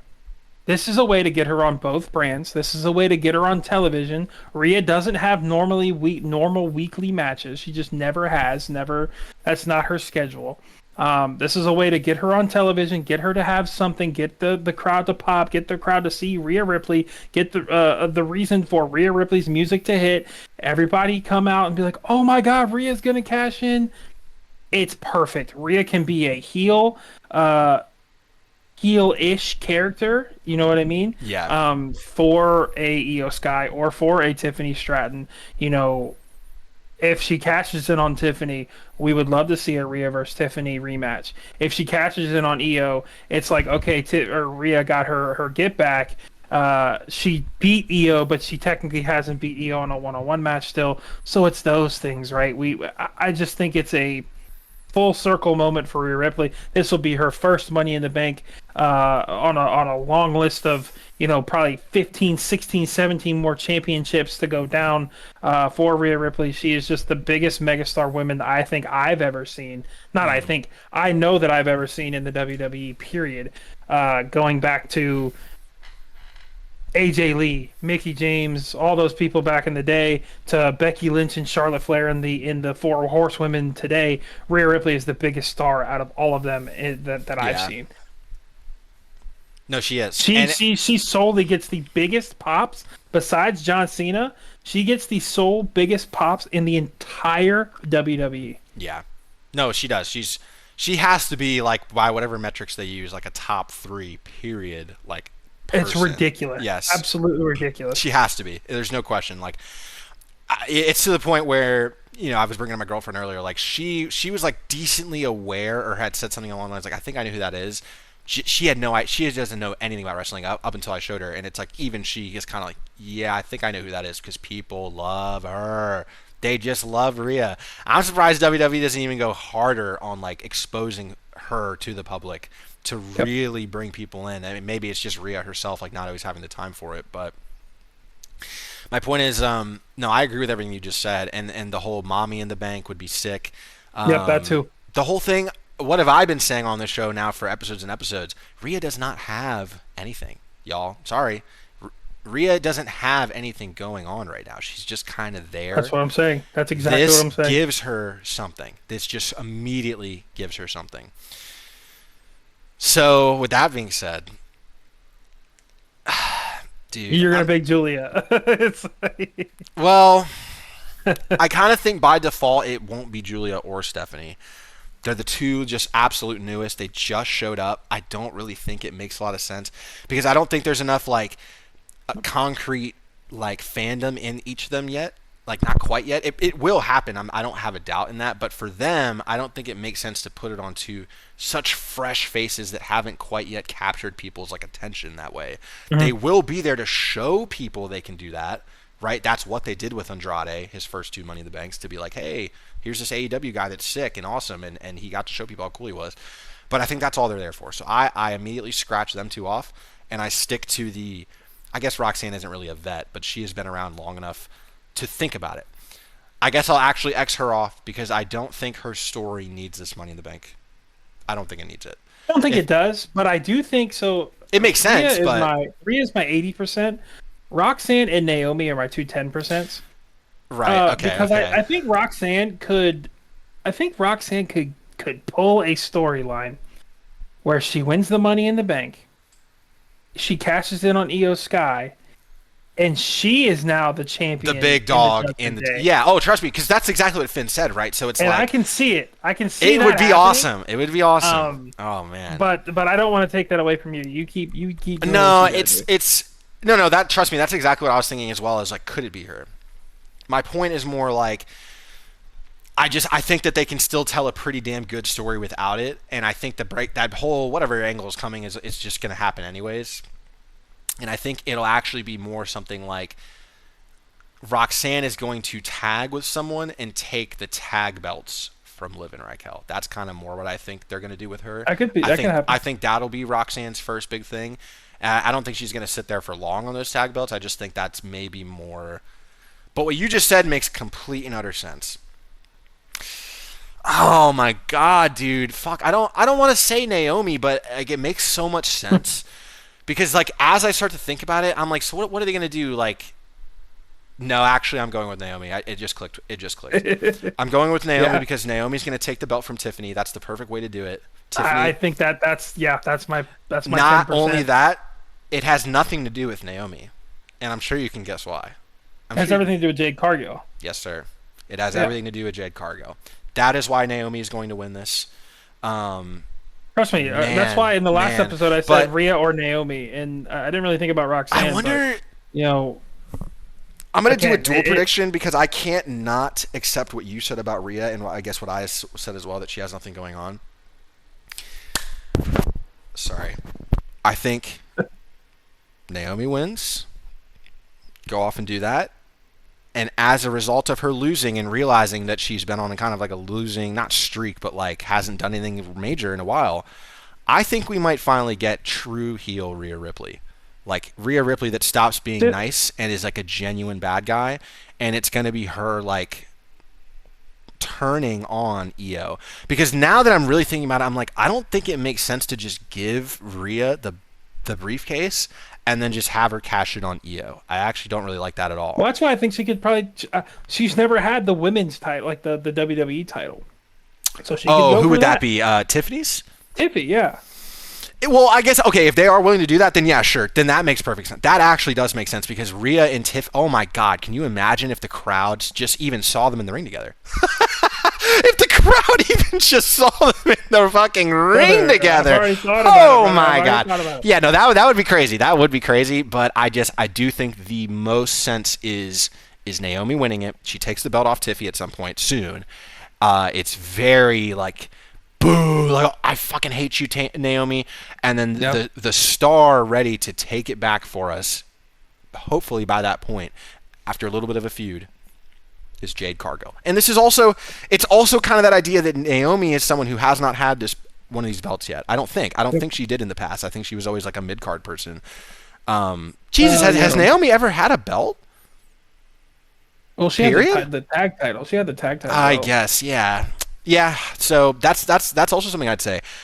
Like, at what point do you reward Naomi? No, I think she was the champion too, though. She must have been. She must have been. But you get my point. Like, she's definitely not been a main belt holder. I'm pretty positive in saying that. So I would say that this is a perfect time to give it to her. A perfect segue, a perfect person for Jade Cargill to get her time. And that might not be something that even happens until, like, you know. Yeah, she's a 2-time women's champion. Smackdown women's champion. So the blue belt, the blue Smackdown belt. She's a 2-time that. I forgot that was even a thing. Yeah, y'all, we say it all the time, but we didn't start watching wrestling again until like 2 years ago, so I wouldn't have even known that. Yeah. Then, okay, then she needs this new one. Either way, I think it makes a lot of sense to me. That's what I'm going to go with. But yeah, Rhea would be, in the same way that you said Rhea and then like 10% Naomi, I'm kind of thinking Naomi with like a good like 40% chance that it's Rhea. The only problem that I have with my two picks is that Seth Rollins is on Raw at the moment. Rhea is on Raw at the moment. So they would have two. You kind of do have to do. Cases. You have to do two. So, yeah. Wait, so then hold on, let me think. So then I don't know if I can go with LA Knight and Naomi. Yours about Smackdown. That actually doesn't make any damn sense. But then mine makes sense because of how I'm going to be treating it and how I have it booked in my head. You know, Seth Rollins is the most dangerous person. He can go either after John Cena if he wants to or Jey Uso. Like, he goes on both brands. right? Then yeah, I'm Rhea sticking to mine because goes on I already both said this. I said LA Knight will leave SmackDown and go to Raw and take it off of Gunther. That's right. That's what I actually think that's a really good idea. So I'm gonna stick with it. Right? I'm sticking with it. LA, and maybe I'm wrong on one, or maybe goddamn both. But LA Knight and Naomi are who I'm going with. I love it. Yep. Yeah, it should be great. With the women's match, there is not a single person that could win that would make me upset. Any one of them, even if we didn't. There's one girl here who we have not really brought up whatsoever, and that's Alexa Bliss. I think we both probably have the same exact thought, which would just be like, it just doesn't feel right. I personally don't feel like there's been enough to her yet. What we're doing is just getting reacquainted with her, letting her back into the fold slowly, getting used to the fact that she's around, and I think more importantly, just making sure she doesn't get injured again, that kind of thing. So. Yeah, this should be a really awesome match. I'm hoping, we get both of them. I'm hoping we get big ladder spots. I'm hoping we get big table spots. I'm hoping we get people going through walls, all the fun stuff, right? And I want to see something unique. I mean, Jesus Christ. They better not let that Friday Night SmackDown three-way tag team match be the best match of the year, all right? I'm going to tell you all this right now. They better not let that be the best match of the year. They're going to have some answering to do, but... I would love to see them try to outshine that. Do something even crazier than the prosthetic leg, is I guess what I'm saying. For sure, yeah. So that's what I got. I think this will be a fun Money in the Bank. Again, even if they add that fifth match, Triple H, please, stop making it such a, consistent thing that we're only doing 5 with, a whole hour of commercials baked in. Come on, man.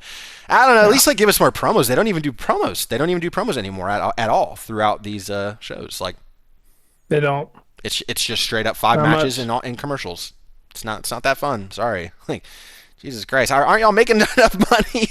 Good Lord. Exactly. It's brutal. Oh my God. Y'all cut back on the house shows. You're firing all these people. Where the fuck more do you need money from? God damn. They got fucking brands on the ring and shit now. Good Lord. My God. But yeah, that's what we got for y'all. This is another successful episode of the D&T Wrestling Show, episode 12. You got anything, I guess, else just to touch on? I don't know if there would. Let's real quick. What do you think about Mariah May showing up in NXT? Is there anything you really feel about that? Are you familiar with kind of what she did in AEW? Yeah. I know that. I remember actually following her, Tony Storm, and Mariah May. That fire. All right. Pretty quickly. Yeah, that feud was awesome. It was sick. I'm very glad to see Mariah. I'm excited. I'm excited to see Mariah and see what she does and see what she has to offer. Did you see how they introduced have a new name for her? Yeah. Where she's in the crowd. She's like, "I'm finally here." It was leading up to that. So if you're familiar with JC Jane, actually, you might even be surprised to hear this. JC Jane is the current NXT Women's Champ, because if you remember, I told you that. That's why Steph. Oh yeah, you knew that. You knew that. Right. Yeah. So JC's the champ. They do this promo where it's all the kind of main card women, I guess, for NXT. I guess that's who it is. It's 6 of them come out just to be I'm going to be champ. No, I'm going to be champ. No, I'm going to be champ. Lash Legend, Taya Hale or whatever. All these women. Yeah. And then they're all kind of fighting. They're all kind of boxing, and JC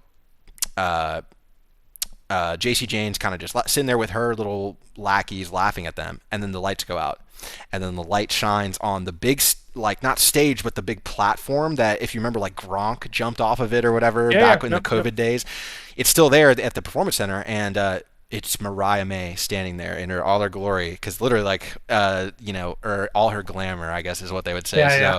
I really love that. Shawn Michaels is such a wizard, dude. He's so good at making that show the best possible thing it could be, with not the greatest talent in the world. That's the point. They're all learning.